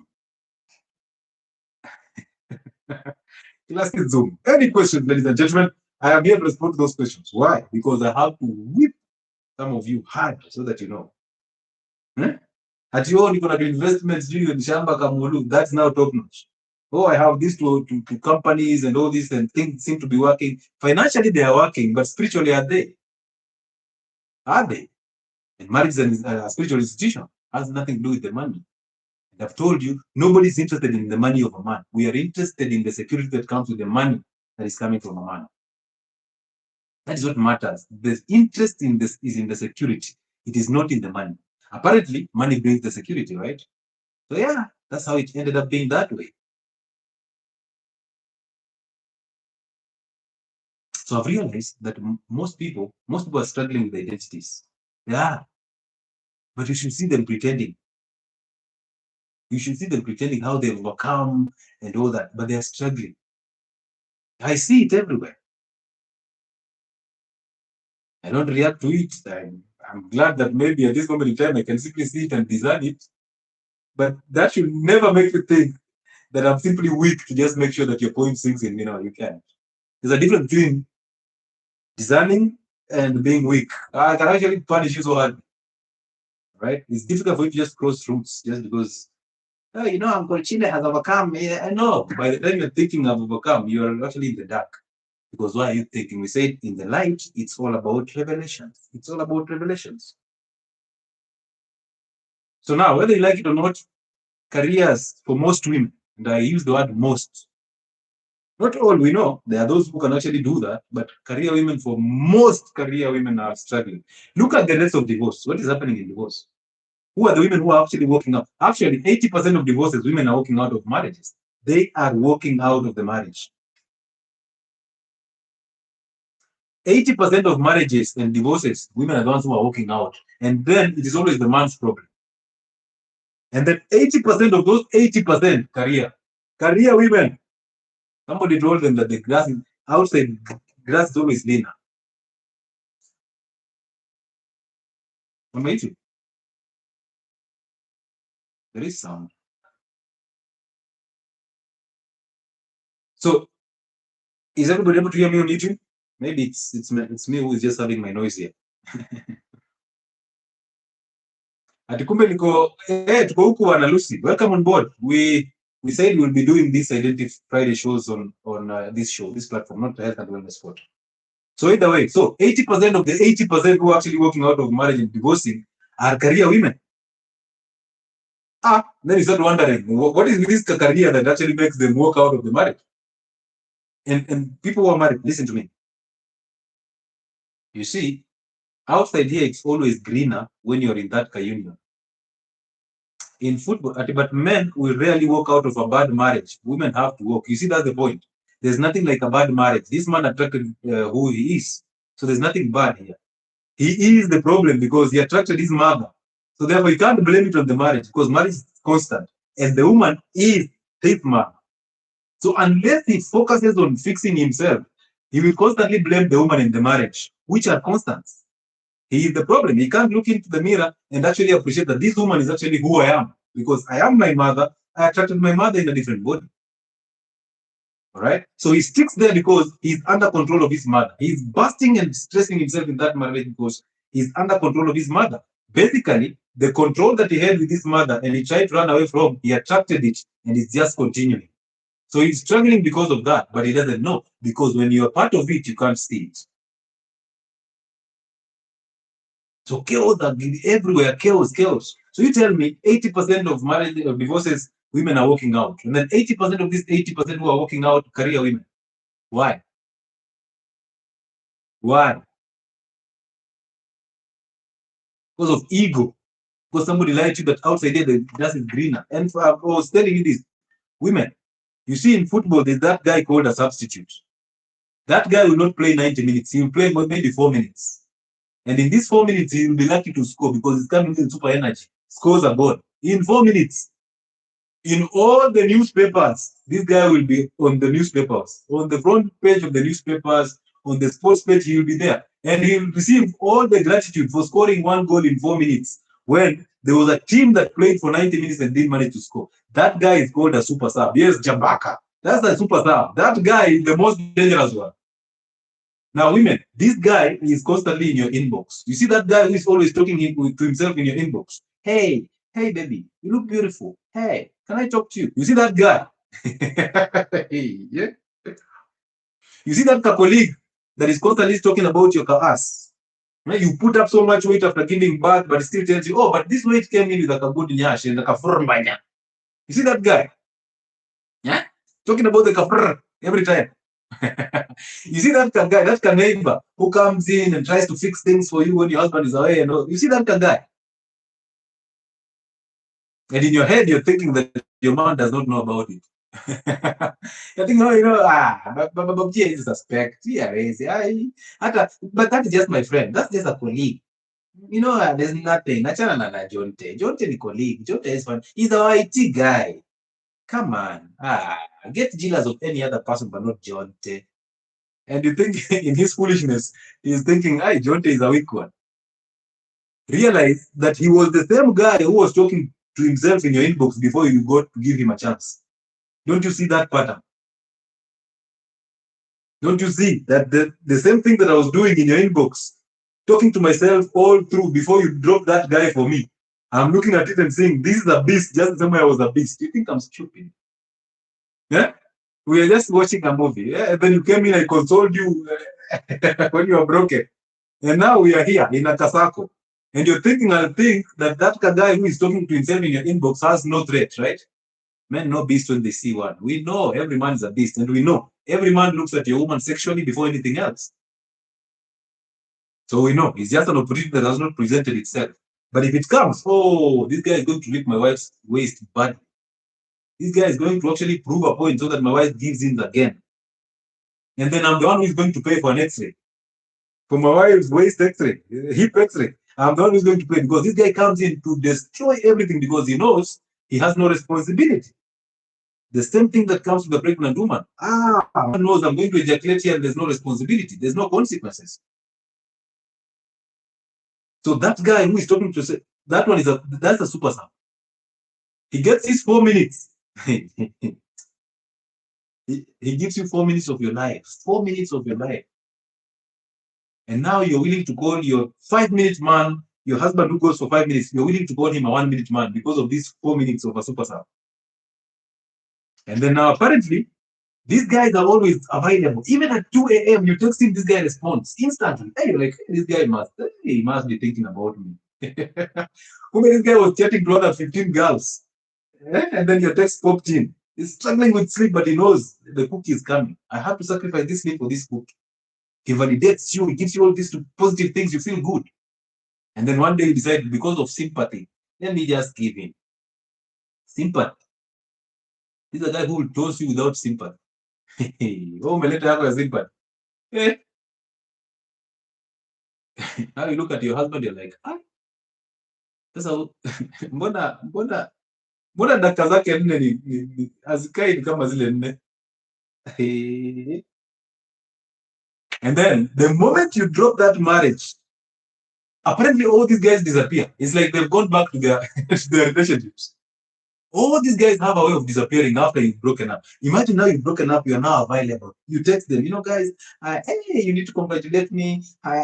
Cheers. I bought myself a 𝐏𝐀𝐑𝐓. I need to do away with this cow. I've overcome that guy. And then you realize, hey, kumbe these guys were also busy. Kumbe all of them were busy. Kumbe they had relationships. Kumbe I was the side chick when I was actually somebody else's main chick. Now you start thinking about going back. To where? To where?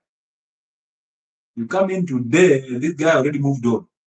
This guy's like, no, Mama Fu was already taken over. You made the money hapa. How many of you dropped your man and your man married your maid? Because the maid respects him because he's the one who is providing. So you see, the same way the maid respects your man is the same way you respect your boss. So in this kind of question here, the boss is actually your husband. So you actually, if you see it clearly, the boss is actually your husband.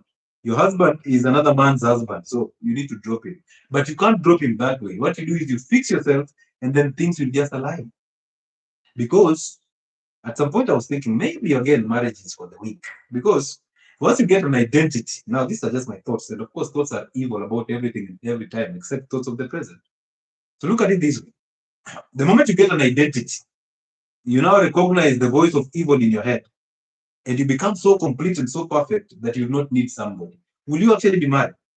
Or will you actually marry? Look at this scene. Tell me. If you get to a place where you fix your identity so bad, you react to nothing, you simply focus on you, and your real world is actually what is happening inside you. Of course, you will attract who you are. But do you think marriage is for you? Once again, let me advertise my platforms. 2 platforms. Health and Wellness Spot on YouTube. Health and Wellness Spot on TikTok. Those are platforms that teach you about health and how to reverse chronic conditions and how to just lead a healthy life, diets, nutrition, works, and all that. Health and Wellness Spot. If you want any information about health and medical conditions, go on Health and Wellness Spot. If you need anything in terms of fixing identities, overcoming false identities, anger, validation, and all those things, this is the platform to be on. Uncle Chile platform on TikTok and Uncle Chile platform on YouTube. So if you subscribe on those 4 platforms, you're good to go. Health and Wellness Spot, both on TikTok and YouTube, and Uncle Chile platform, both on TikTok and YouTube. On Facebook, Lewis Muchile. Those are my platforms. On Telegram, Health and Wellness Spot. Now, We run weight loss programs every month from the 15th. So every 15th of every month we have a weight loss program. February, 2 months has already picked up. We are going to March. So on 15th of March, we will start a 3-month weight loss program. So if you wish to join that, please use the office contact to book a session or a slot so that we go together and we lead a very good life together. Number 2, we have physical consultations that happen in Nairobi. They will be happening from Monday next week all the way to Thursday. So if you wish to have a physical consultation with us, whether for identities or for health, you have my office contact already, 070707 4722. That is my office contact. You can use it to book an appointment with us, and let's see how we can actually roll these conversations. These are conversations corner, not a consultations room. It's a conversations corner. So you will learn so much, and you will use that to shine light upon people from your area as you become light of yourself. All right. So those are the things that we do. We also have merchandise that we sell, water mugs or coffee cups. We have coffee roasted and grinded.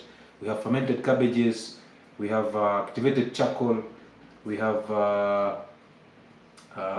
t-shirts, branded t-shirts. We have hoods. We have sweatpants and sweatshirts. All these things are available at 𝐏𝐀𝐍'𝐓 House. We have notebooks and all that. They are available at our offices in Lavington or at 𝐏𝐀𝐍'𝐓 House. There's a gentleman called Brian Omwenga, shop number 60. You get through the entrance that is on the sides of Beba Beba. Ingia ndani, go to the second floor. There's a guy called Brian Omwenga there, shop number 60. You will be amused of how much we have there. All right, so I'll respond to maybe 2 questions or so, and then I call it a night. So ideally, if you're bringing that energy of emotions, the best way is to bring in a conversation. Don't be a keyboard warrior most of the times. Noise cancellation emenda. There is echo here and some background sounds. I don't know. Let me see.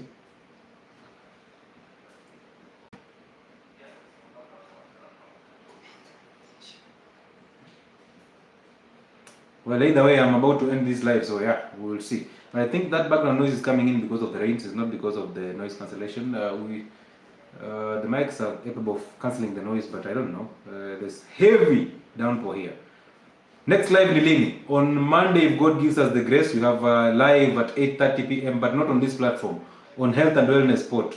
All right? And then on Friday, again, if God gives us the grace to get there, we have another live on this platform, 𝐂𝐀𝐍'𝐶, on YouTube and on TikTok. So yes, unless there's a question I should respond to, I think we should call it a night and go and rest. Of course, thank you so much for coming in. Thank you so much for the 2 of you who have been here all through. Thank you so much for taking a chance not to go somewhere and take some shots. And if you're somewhere and you're just watching us on an earphone, thank you so much for taking your time to be here with us. 𝐂𝐀𝐍'𝐶 is a star. That's why there's a constant chaos in those unions. So, trust me, there's so much struggles in these marriages or these 2 unions, but we don't know. Why? Because we're not part of them. The beautiful thing is we don't have to know. And number 2, we are so busy focusing on ourselves to get better every single day that we don't care. Let God's light shine on us. Ndibo, you're right. Now, listen to me as I close this down. If you want to overcome an identity or a false identity or anger or ego or emotions or all these thoughts that are in your head, the first thing you need to do is to overcome those who taught you how to think. So the ones who taught you how to think, they actually messed you up, and those are your parents. And most importantly, I've told you that men raise children through their mothers. So therefore, mothers are the ones who actually have more time with these children, and they end up remodeling children into their own image. So most of us have been remodeled into our mother's image because we had weak fathers who allowed our mothers to remodel us into their own image. An image of insecurity, an image of anger, an image of fear, an image of doubt, an image of self-sabotage, an image of the need to get validated, living in the future and living in the past, thinking there's a table that you need to bring something on the table. All these things are false. Religion, all these things are coming in because you've been taught. So you're basically acting a script that was written and implanted into you the moment you popped out of your mother's womb. So the conditioning step that started that time. So what I teach you here is to basically undo that script and write your own script and then act your own script. It might not go good with you, it doesn't matter. It might go good with you, so be it. May the Lord bless you. But the truth is this, you have had it all every single day. You've been having all the heaven here.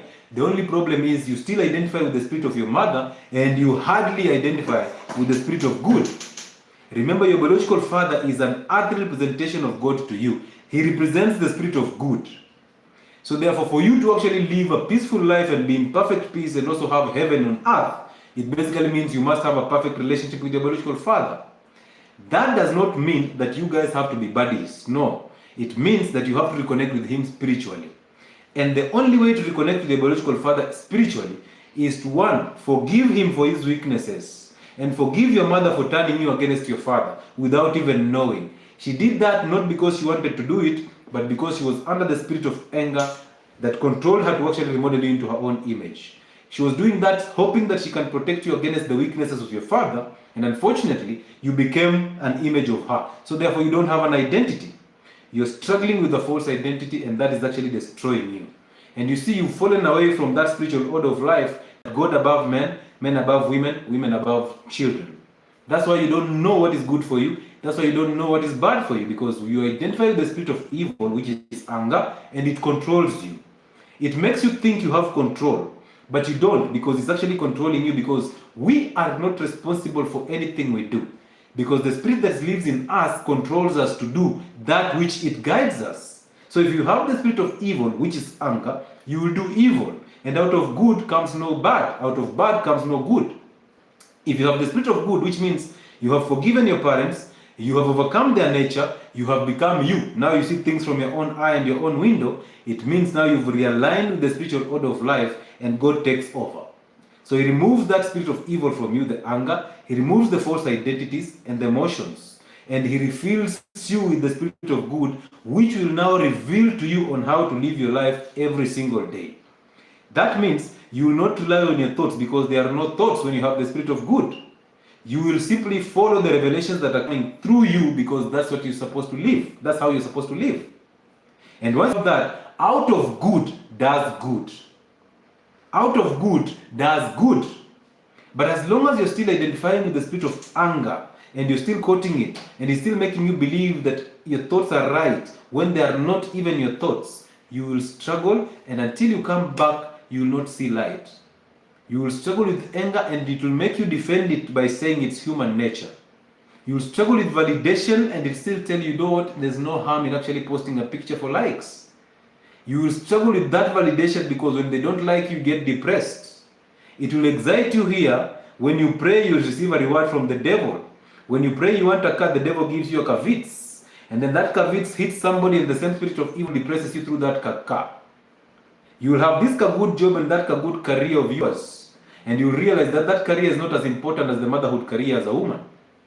You get to that peak and you realize you're so empty, and you will think that money will actually buy that happiness that you think, because you're attaching everything to a emotion, because happiness is emotions. And the same things that make you happy are the same things that depress you. If your children become your happiness, if your children, you love your children so badly, they will become your God, they will control you. If they get sick, you get depressed.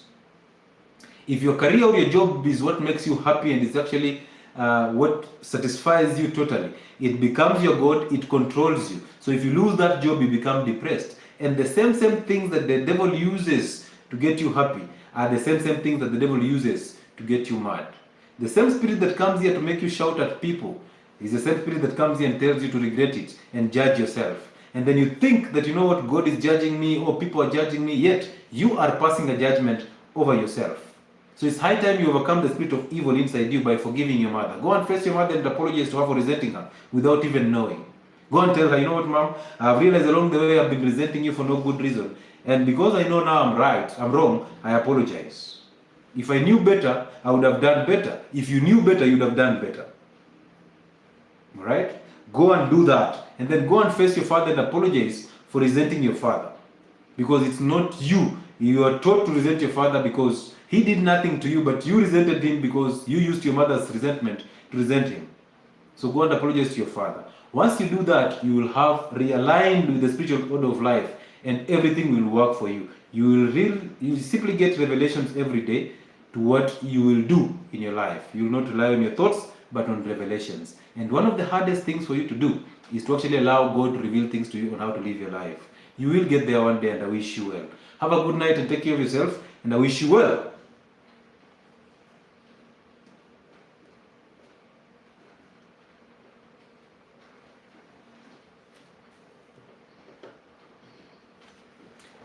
Amazing.